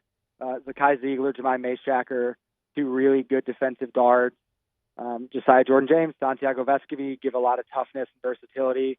And Jonas Adu blocks some shots. So I think that's a piece they didn't have as much of the past couple of years, but they have more of that now with Jonas Adu. LSU in Tennessee tonight, 6 o'clock Central Time. Things tip off over in the Tommy Bowl. Last one here, Mike, we'll kind of deviate over to the legal world, because I know that Tennessee and Virginia, the states, have sued the NCAA. What's the buzz up in Knoxville about the goings-on there in the court system? Well, I'm pretty confident I deserve a law degree at this point after the last 5 years of covering the Tennessee Volunteers, because pretty much since the day Jeremy Pruitt's NCAA stuff came out in 2020, it's been having to learn legalese. The NCAA kind of won the first round with the stuff that was handed down yesterday, not getting the restraining order, the temporary restraining order that Tennessee and Virginia wanted. It's not a final blow. This is going to keep going for a while, I think. But that was the latest thing that happened out of there. But I think this thing's a long way from done. Enjoy the basketball tonight. We really appreciate some time, Mike. Always, guys. Thanks for having me. He's Mike Wilson of the Knoxville News Sentinel covering the Tennessee Vols. It's going to be a tough assignment for LSU tonight. There's just no two ways about it. I think there are some teams in the league that are better than LSU but have an Achilles heel or weakness. Like Kentucky really struggles to guard, and so that can be a game that you can find a way that LSU can win. You look at A&M, who I think is probably better than LSU. They really struggle to score and shoot the ball. Like they're really big flaws in some of these teams that may be a little bit better than LSU. There's just not a huge flaw with Tennessee. They're really good on defense. They're really good on offense. They have a true scorer. They've got an old backcourt. They can block some shots. They play good defense. Like it's just a really good team. There's a reason why back when I did power rankings, the only time I've done them for basketball this year, I had Tennessee at the top of my list. I think Auburn is in that discussion. I think South Carolina is making room for itself in that discussion. I think Alabama's got room for that discussion. And on the right day, Kentucky, even though I've just questioned their defense far too much. Tennessee, I think, is the best team in the league, and that's going to be a tough assignment. I don't know that the environment is quite in Knoxville what it is in Auburn, but the team is really, really good. So no expectations for me tonight from the LSU Tigers, but we'll see what they can do coming up at 6 o'clock. If you want to listen to that game, by the way, you can on our sister station, Eagle 98.1, 5:30 pregame with John Brady and the voice of the Tigers, Chris Blair. We'll pivot from basketball. We'll talk a little football. The Saints, a little bit more shakeup on the offensive staff. What does it mean? That's next. You are now listening to The Hunt Palmer Show. One Bath and Closets. OneBathAndClosets.com is the website. David Duvall and his team, 30 years, redesigning and remodeling bathrooms and closets. It doesn't have to be a full-scale renovation of your bathroom. Maybe it's something simple like a tub-to-shower conversion. We use our tub at home because we got a 2-year-old who needs a bath every night, and he goes nuts while he's doing it. You may not have that situation at your home. That's a great thing for you. You may not need that bathtub. Take it out. Put in a gorgeous glass walk-in shower, changes the look of your bathroom, changes the functionality of the bathroom, and adds some value to your home as well. David Duvall and his team, happy to do it, and I promise you this, they will not do that job. Get it done as quick as possible to get to the next job, take your cash. They're going to do it right the first time and leave the competition behind. Speaking of cash, if you're thinking may not be a great time to pay for that, financing options are available. You just got to talk to David and his team about them. Check out their website, OneBathAndClosets.com. Look at the testimonials, the pictures of their great work, and request that free consultation with David and his team. It's all at OneBathAndClosets.com. Our listeners fire off their opinions on the JimsFirearms.net hotline at 499-1045. Keep listening for your next chance to shoot us your thoughts with the JimsFirearms.net hotline on 1045 ESPN Baton Rouge. Gulf Coast Bank and Trust is giving our customers the power to bank anywhere, anytime during this challenging event. And we're right there with you. Our mobile banking app is a smart way to manage your money and time. Gulf Coast Bank and Trust, the bank that cares about you. It was a humid day, barefoot children play, looking for that summer shade. Time to slip away. Oh, Louisiana, some kind of hold on me. Like cypress stumps, your roots are planted deep inside of me.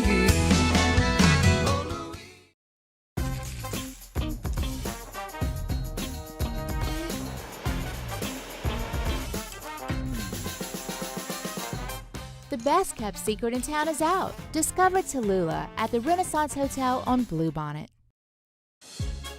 There's never been a better time to catch a John Deere deal from the crew of Sunshine. Ask us about our low monthly payment options on our tractor packages and let the good times roll.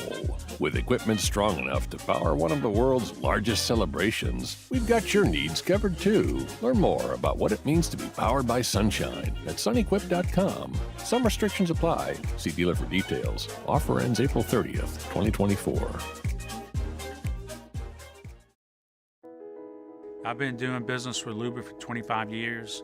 They're dependable, trustworthy. It's just the attention to detail with our clients. Our folks have years and years of experience. They're highly trained professionals, but many companies have that asset. What I'd like to think makes Luba a bit different is that we use those talents in a way that truly is dedicated to serving the needs of the folks who depend on us. There it is, the extra mile, on the border of expected and extraordinary, for those willing to go further. like vans customized for work or play, with safety and tech to keep you connected. Supported by a 5-star sales, service, and finance team, and backed by the 1-star you know. So go the extra mile. It's never crowded, because so few have what it takes to go there. Mercedes-Benz Vans. The importance of doing this fortified program and offering it to people down here is, number one, the only real chance you're going to get to do this is when you put on a new roof or build new. And through companies like HUDCO, who's kind of leading the way in this thing, it's going to offer the customers a huge advantage in the insurance market and the price of their insurance. You know, we're not looking to make. On Thursday's OTB, Viva Las Vegas, live Super Bowl check-ins, plus putting a cap on signing day. Beth Tarina kicks off softball season. Off the bench, 7 to 10 a.m., 104.5 ESPN.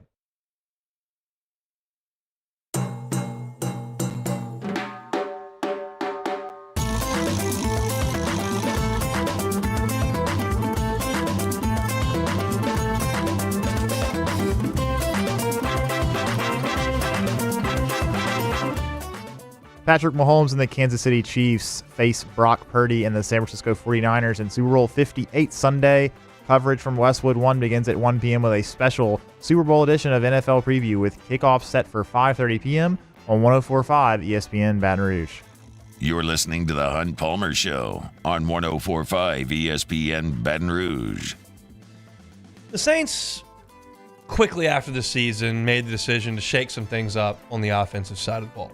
And obviously parted ways with Pete Carmichael after 17 years in the organization and made a couple of other quote-unquote minor changes. But they did leave a couple of guys in place on the offensive side of the ball. Doug Marrone was left on the offensive line, and Ronald Curry was left as the quarterback's coach. And Curry, by reports, did interview for the offensive coordinator job. We know now that Clint Kubiak will be announced as the offensive coordinator following the Super Bowl, and he'll come in. And with that announcement, we learned that Doug Marrone will not be with the Saints moving forward. And I think we had talked about that kind of at length, just saying, look, this is a group where the Saints have invested a lot, and the performance level has been unacceptable for the amount of investment that the Saints have put into it. So I wasn't surprised at all to see Doug Marrone moved out once Clint Kubiak got the job, and you'll understand that he'll start to fill his staff with some people that he's familiar with and comfortable working with. We did not know what the situation would be with Ronald Curry, and now we do. The Saints have moved on from Ronald Curry, and in fact, he has already landed a job in Buffalo with the Bills. He's going to be working with the quarterbacks there. Look, I'm not going to sit here and suggest that I have a full grasp on Ronald Curry's role with the New Orleans Saints. I can tell you he's been there since 2016. He was an offensive assistant. He then worked with the wide receivers in 2018 through 2020. He became the quarterback's coach in 2021. He got the passing game coordinator label last year.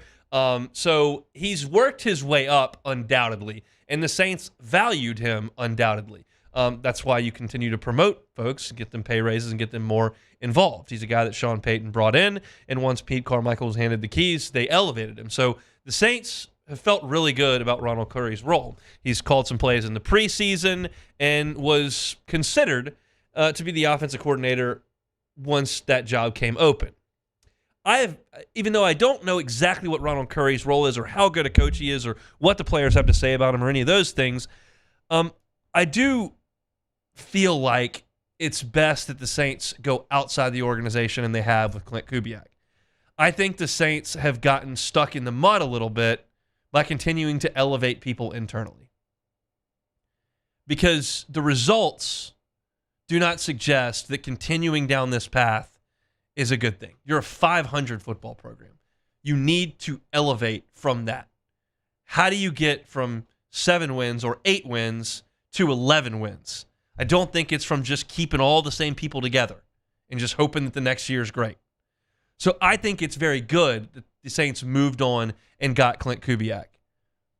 I would have criticized the move to elevate Ronald Curry. And that's maybe unfair because of my lack of understanding for exactly what his role is in the Saints offense. But I tend to think that once Sean Payton and Drew Brees moved on, keeping everybody else around and expecting that result is unrealistic. It's obvious that Ronald Curry is very respected because within 24 hours of moving on from the Saints, he already had a job with one of the better organizations running in the NFL right now, and that's Buffalo. But Clint Kubiak getting his guys in there and running his system with his people feels like the best way to go. It doesn't guarantee success. It does not guarantee you that you're going to look like the 49ers on offense because you got their passing game coordinator, quarterbacks coach to come in and handle your offense. But I think your odds of elevating your franchise and your offense to a level that competes for the division, wins the division, and makes some noise in the playoffs is best by adding people from the outside. Ronald Curry was a heck of a player at North Carolina. He was drafted in the 7th round, hung around in the NFL for 7 years, then was an offensive assistant with San Francisco, and he was with the Saints offense for 8 years. But I just think the best thing for the Saints to do is to move on from Doug Marrone, certainly, and from Ronald Curry. And that's what they're going to do. And we'll see who Clint Kubiak wants to hire. Is Brian Griese somebody he'd like to bring and elevate his title? I don't know. He's worked at a few different organizations. He may have some folks in mind. But there's something in me that says, hey, the best thing for the Saints to do is to get a whole new gang in here to spice something up. I'm not suggesting the defense is perfect, but the defense has outperformed the offense for the most part, and Dennis Allen's running that show. So as long as you've got him as the head coach, your defense is going to be run a certain way with certain people. The offense is where things can get a little more creative, and it just feels to me like moving on from Pete Carmichael, moving on from Doug Marrone, and even in this case, moving on from Ronald Curry is a good thing for the Saints. We won't find out who Clint Kubiak wants on his staff probably for another week and a half. I mean, they've got a pretty big game to get ready for on Sunday that they've got to deal with. And then the dust settles there. And it's not like college where you got to get there and you got to get to recruiting, get that staff filled out and go. Like, you've got time to make this happen. So in the same way that the Saints had time to get their pick at offensive coordinator, the offensive coordinator, now Clint Kubiak, has time to surround himself with people that he's comfortable with. I don't know how much input he wants, if any, from Derek Carr. I don't know how much input Dennis Allen gets. But you figure if you're selling a guy on a chance to come and be the head guy on the offense, that he's going to have the most say on who works with him. And I don't know if he decided Ronald Curry wasn't the right fit or if that was a Dennis Allen decision, or if Ronald Curry thought he had gone as high as he was going to go in the Saints organization and wanted to try something new. Those details are unclear at this point. But I think it's positive. I didn't have a lot to say positive about the Saints after Halloween. I really didn't. And I still don't think that there's some sort of renaissance coming. But when I criticize the way that I have, the way that they've operated, and they do something different, objectively, like, I have to sit there and go, okay, you got to give them credit for that. And it's a good sign to me that the Saints have finally relinquished the pieces that were the Breeze Payton Saints. Stop clinging to that. It's dead. Get some fresh blood in there. And that's what they've done. I think it's a promotion of Ronald Curry just smacks of same old Saints trying to do the same old thing without the same old people. This is new. This is fresh. This is a restart. And I think it gives the Saints the best chance moving forward. So we'll see over the next week and a half who Clint Kubiak brings with him, and we'll certainly react to that here. But the news of the day is that Ronald Curry, who's been a part of the Saints organization since the 2016 season, is moving on. He will be in Buffalo. Clint Kubiak now has a couple of places on his offensive staff that he's got to work on, offensive line and quarterback being the main two. We know that Kubiak's worked with quarterbacks in his career, probably knows a lot of people in that same line of work. I would think that he could get some hires done fairly quickly once the dust settles out there in Las Vegas. our chatter on the Saints here. If you want to catch our Saints segments, you can catch them every single day on our Saints YouTube channel. It's called Hunt on Saints. If you want to subscribe to that, all your black and gold football content feed right there to the homepage. It makes life real easy on you. Makes life easy on us, too. So go over to YouTube and subscribe. Casey does an awesome job of cutting up these clips and putting them up at Hunt on Saints. There's also a YouTube channel, Hunt on LSU, as well. It's all LSU football. Won't get any baseball or basketball there. It's just all football all the time on those two YouTube channels. So if you are just a football head and you're waiting towards the offseason, which is coming up pretty quickly here in about 4 days, well, we got you covered. Hunt on LSU, Hunt on Saints. Help us out with a subscription to those two sites. All right, we'll take one more time out. We'll come back and close it out. It is a Wednesday edition of the Hunt Palmer Show. The Hunt Palmer Show. Audio, video, security solutions. You can find them at avssla.com. Look, you can do something as simple as just have them mount a television. They do a lot more than that, but if it's something simple, they can mount your television and have it functioning and looking great. They can also do really complex things that are luxuries in your home. They can do full home voice automation. You can literally walk into your living room and go, watch a movie. And they'll have shades drop down, TV will come on, surround sound speakers will get ready to roll, all voice automated. They also have the capability to control all the music and the sounds in your home with the touch of a button there on your app. You got somebody listening to something out in the backyard by the pool, somebody else listening to something like watching a movie or listening to something in the kitchen while they're cooking. Hey, you can change those all with the touch of a button, and you can do it all automated. They have such great technology over there at Audio Video Security Solutions. If you're looking to upgrade your home viewing experience, home entertainment system, it's a one-stop shop, avssla.com. Call our friend Mitchell Fisher. He's the owner. This is his cell phone. It's a local company. It can be out there really, really quickly for you. It's 225-439-7920. 225-439-7920. Tell my friend Mitchell Fisher that we sent you over there. avssla.com. In times of need, get a full list of phone numbers, websites, and other important emergency information on the Demco Stormwatch page at 1045espn.com.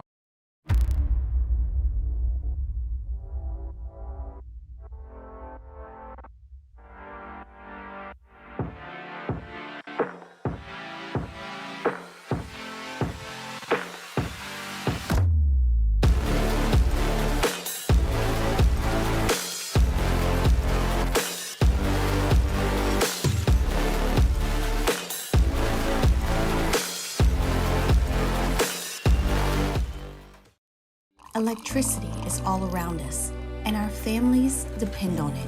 Every day is sparked by the power of a cold drink or a warm meal, a movie night, and a comforting light at the end of a dark hallway. From sunrise to sunset, playtime to bedtime, our team is ready to take care of your electrical needs. Even in the case of an after-hours emergency, the light in your life shines brighter with Mr. Electric.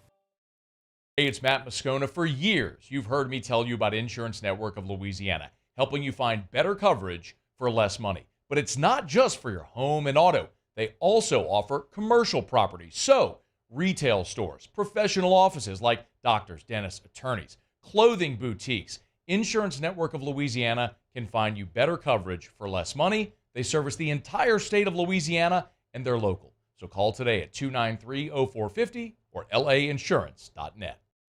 Yo, Jake here from my friends over at Community Steel Company located in Gonzales, Louisiana. The local place you can turn to for all of your metal building needs. Notice I said local, not Houston, not Dallas, not Atlanta, but right here in Gonzales. Visit them at their brand new state-of-the-art website at communitysteelco.com or pick up the phone and give them a call today to answer all of your questions on your metal buildings, roofing and sheet metal, and any other steel needs you or your business need at 225-647-2020. There's never been a better time to catch a John Deere deal from the crew of Sunshine. Ask us about our low monthly payment options on our tractor packages and let the good times roll. With equipment strong enough to power one of the world's largest celebrations, we've got your needs covered too. Learn more about what it means to be powered by Sunshine at sunequip.com. Some restrictions apply. See dealer for details. Offer ends April 30th, 2024. I've been doing business with Luba for 25 years. They're dependable, trustworthy. It's just the attention to detail with our clients.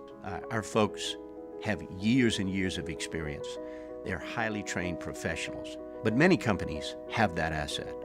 What I'd like to think makes Luba a bit different is that we use those talents in a way that truly is dedicated to serving the needs.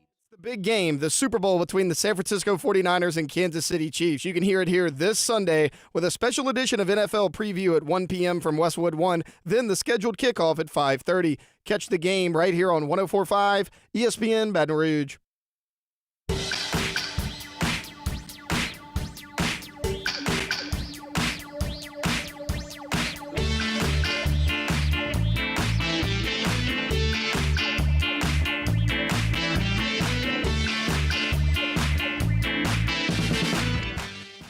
This February, 104.5 ESPN Baton Rouge and Citizens Bank and Trust are here to offer you a holiday rebate to the tune of a $1,000 cash prize to help out. Signing up is as simple as heading to 1045ESPN.com.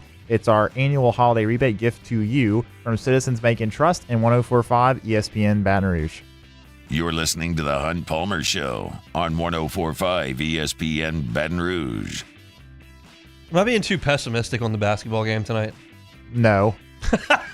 You're not. I mean, you're usually a ray of sunshine over there. Okay, look, I am usually more positive than you, but I mean, Tennessee is number 6 for a reason. Yeah. Like, they're really dang good, and you're playing at Tennessee. So what about Will Baker? He busted out for 25 on Saturday. He could drop a 30 burger on him. Yeah, look, if you tell me Will Baker's going to drop 30, I'll take the Tigers. I don't think that's going to happen. I don't either. Oh man, look, it's I will look forward to a time where I'm not watching games like this. But it'll be a stress-free watch for me unless they find a way to stay in it with 4 minutes to go. I don't have any expectations on the game tonight. I will sit there comfortably, and if they're down 20 in the first half, it just is what it is. I just think Tennessee is significantly better, and that line's 13.5 for a reason. I wouldn't even feel good taking LSU plus the points. So that's just kind of where I am. But the game is tonight at 6 o'clock. You can catch it on Eagle 98.1. At 5:30 with Chris Blair and John Brady. Incidentally, Chris Blair will join us tomorrow. It's going to be a pretty late night for him in Knoxville. Let's see, the game tips at 6 o'clock our time, over 8:15 our time. Figure they can get to the airport for 9:30-ish, maybe a 2-hour flight from Knoxville here. So he'll be asleep by 1. Yeah, it'll be all right. He can join us. That'll work. All right, unless they have some significant travel issues like they did in Athens, which is not good. But we'll have Chris on tomorrow talking Tigers and Bulls. Last order of business, take it or leave it. All right, first one here. Las Vegas Mayor Carolyn Goodman said on a podcast a few days ago that the A's stadium plan in Vegas, the Oakland Athletics that is, their plan for the stadium in Vegas doesn't make sense, and that they should try to figure out a way to stay in Oakland. The A's back to the Bay Area. Take it or leave it. I'll take that all day. First of all, Vegas doesn't want them. I was listening to Jimmy and Charlie's show earlier, and they had a guy on from Vegas, and they're like, yeah, they like the Golden Knights, and they're good with the Raiders, but they don't really need a third team here, and basically you're getting a AAA franchise, which is true. Like, you're getting a bottom-of-the-barrel payroll organization, so much so they made a freaking movie about it. So, yeah, that's a tough scene. I don't think anybody in Vegas wants the baseball team, and there are people in Oakland that do want the baseball team. They just need a better facility and a little bit better players, which makes things a little bit more palatable. I'm always heartbroken for for cities that lose teams. I just can't imagine that being the case. Obviously, LSU's not going anywhere. It's not apples to apples, but it just if my team left, I would just be crestfallen. So yeah, I would love it if they went back to Oakland. I just don't see that as a possibility. Georgia quarterback Carson Beck recently purchased a Lamborghini Urus, which goes for around $270,000. Give Reggie Bush his Heisman back. Take it or leave it. I will take it. I'll take it. I'm not here to tell Carson what to do with his cash, and I don't know how much cash Carson has. Probably a lot. Contracts are not exactly viewable on Spotrac or anything, but that's just a bad purchase. It's $270,000 vehicle is a poor investment. Unless you've got just absolute gobs of money, which I just don't think Carson Beck has. What if he tears his ACL at the end of the season and then gets drafted in the 5th round or something and then doesn't make it in the NFL? Then he's got a $270K car on his hands. Maybe they gave it to him. Maybe the dealership gave it to him. Or maybe he's leasing it. I don't know. Yeah, I don't know. I'd have to see the finances of it. I'm such not a car guy. Like, I paid my Explorer off like a couple months ago, and like I'm gonna drive that thing for a while. Yeah. I don't need a new car. I don't really want a new car. I don't feel it as a status thing. You can enjoy not having to pay for the car. It's nice. Exactly. I love that. Yeah. Interesting story. My dad picked me up from summer camp the summer after 6th grade in a new Ford Expedition. I'd never seen it before, and he picked me up in it. I am 36 years old. He still drives the truck. He still drives the Explorer. So we see where you get it the from. Expedition. Yeah, exactly. He's had that car for like 24 years. Seriously, that's a ridiculous thing.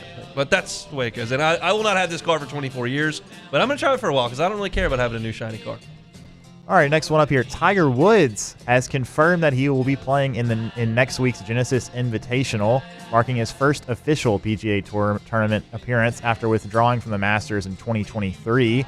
Tiger will make the cut. Take it or leave it. I will leave it, assuming there is a cut. I'm assuming there is a cut. There is a cut. Because Riv is usually elevated. It is elevated, but there will be a cut. I think the reason they didn't have one at the Pebble is because they had the pro-am, so they didn't have as many players. Yeah. So I think there will be a cut for the. Gotcha. I do not think he'll make the cut. I reached the point with Brady. I reached the point with Belichick. I'm not betting on Tiger anymore. I think that his time is basically done. He just has trouble walking, so it just makes it difficult to fire off really good scores to keep up with the 24-year-olds that are hitting at 340 yards. I can't wait to watch the Genesis because Rib is an incredible golf course. I just don't think I'll be watching Tiger Woods on the weekend, so I will leave that. And of note, it has become apparent that it does seem that he will be wearing TaylorMade apparel, as there were some rumors going around about TaylorMade making some patents for a Tiger logo and everything. So it'll be interesting to see him not wearing the check mark on his shirt. But anyway, moving on. You, Hunt Palmer, that's me, took Ricky Fowler as your pick in your weekly golf group for the Waste Management. Fowler is world number 29, won the Rocket Mortgage last year, finished in the top 25 in the Open Championship, finished 5th in the U.S. Open, and he finished 10th in the Waste Management last year. Bad pick by you. Take it or leave it. I'll take it. He's not going to win. I'll take it. This fantasy golf that I'm in, you really need wins. Like T14 doesn't do much for you. You need to win and get those $1 million paychecks. You never know who's going to win a PGA Tour event every week. It doesn't matter. I've been playing fantasy golf for like 5 years now, and I've picked 3 winners. I had Mickelson at Pebble one time. I had Chris Kirk last year in one of the Florida events, and then I had Brooks Koepka in one of the PGAs that he won. That's the only 3 I've ever won. I need Ricky Fowler to win. He can win. He can do it. Jason it's possible. Day could have won last week if they'd have just played on Sunday. You're right. He shot like 62, but they did. It was windy. Sad story. It is. All right, moving on. Dylan Raiola's father told Rivals.com that Kirk Herbstreit called him to tell his son to move from Georgia to Nebraska. Take it or leave it. I'm gonna leave that. The story's interesting. You look at Herbstreit, Dylan Raiola's dad, and the story is basically Herbstreit called him and said, "Yeah, he needs to go to Nebraska because somebody's got to go rescue Nebraska football." That was essentially the point of the phone call. Why is that Kirk Herbstreit's job? I don't know that it is his job. It just seems kind of weird. I saw, like Dan Wilkins said on the internet, that it's like a huge conflict of interest, or it was really unethical. I don't know if that's the case. I don't think it really matters what Kirk Herbstreit says. If he's openly like politicking for one team to get in the playoff and one team to get out, that's not great. But like calling a guy's dad and saying, "Hey man, Nebraska could really use your kid," like, you know, what if that's the deciding factor? Then what are we even doing here? So I don't care if Dylan Raiola basically rendered himself probably meaningless in the college football landscape, leaving Georgia where you could win a national championship, to go to Nebraska where they don't win much of anything. But if he wants to play, that may be a good spot for him. Crawfish prices are through the roof. This is supposed to be a historically bad season. Yeah. Sitting this season out. Take it or leave it. I'll leave that. I can't sit it out entirely. You can't. But I can slow things down. I mean, I saw somebody saying they're like $17 a pound or something. I think, and it's always more earlier in the season, but it's going to be apparently a literally historic, like, of all time. It's going to be the worst of all time. That's not good. No, it's not. I love crawfish. Yes, I do. Spring too. is the best time of the year. I got crawfish. I got baseball. I got the Masters. I got the Cubs coming on. It's weather's warming up. There's golf. Like the spring is great. the best. I need crawfish as part of that. Yeah, we do. Cold pop and some bugs. Love it. I can't sit this whole season out. But if we're talking $15 a pound, like we may curtail our eating. Yeah, I actually did last year. My wife and I just bought a house, and we wanted to do a crawfish bowl for our whole family, and so we did that. And we had people chip in, because it's obviously a lot we had like 20 or 30 people. But this year, I'm thinking we may have to lower the pound per person because it's looking rough. Just you gotta make some gumbo or something. Yeah, we'll have to supplant it. Yeah, we'll have to do something. That's it for take it or leave it. My aunt and uncle always do a crawfish boil for Mardi Gras in New Orleans. I'm curious if they're doing that this weekend. A lot of cash, but I'll eat some if they put them out there for free. We'll see. We'll report back on that coming up tomorrow. Fun show today. Started things out talking National Signing Day. This used to be like one of the busiest shows of the entire year. Not the case this year. LSU had Dominic McKinley sign where he said he would sign, and Terry Bussey signed where he said he would sign, and that was the end of National Signing Day drama for LSU. But I did just kind of talk about the class as a whole at the top of the show. You can find that at YouTube at Hunt on LSU on YouTube. I previewed LSU and Tennessee at 1:15, and it was What If Wednesday. Talked LSU baseball at the top of hour number 2. Hayden Travinski, maybe I'm underestimating what he could be for this team with a full season of at-bats under his belt. So we talked about that at 2 o'clock. Mike Wilson from the Knoxville News-Sentinel talking balls at 2:15.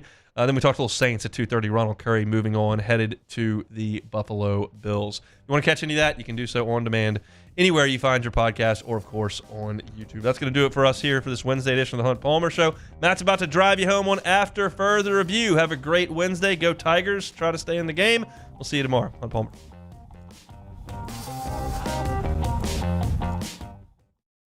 Gulf Coast Bank and Trust is giving our customers the power to bank anywhere, anytime during this challenging event. And we're right there with you. Our mobile banking app is a smart way to manage your money and time. Gulf Coast Bank and Trust, the bank that cares about you. There it is, the extra mile, on the border of expected and extraordinary, for those willing to go further, like vans customized for work or play, with safety and tech to keep you connected. Supported by a 5-star sales, service, and finance team. And backed by the 1-star you know. So go the extra mile. It's never crowded, because so few have what it takes to go there. Mercedes-Benz Vans. The Windsor Senior Living Community in Mandeville, Louisiana is a beautiful, vibrant apartment community geared toward seniors. They are nestled right in the heart of Mandeville, where seniors live a more carefree lifestyle in spacious apartments with the peace of mind that comes from having a little extra help. Call the Windsor at 985-624-8040 to schedule a lunch and tour. Come see how the Windsor can be your passport to peace of mind. Dylan Cruz here to tell you about Six Rings Baseball and Softball Camp. If you live on the North Shore and play ball, go to Six Rings Camps with former LSU assistant coach Dan Canaveri. His knowledge is second to none, and your child will improve and have fun doing it. Camps are held at Coquille Park and Six Rings Academy in Covington with 4 sessions over the summer. Full day and morning only sessions are available from ages 7 to 13. Go to sixringsbaseball.com or call 985-206-9096. Learn the game to love the game. BRAC teamed up to reimagine your parks, and you imagine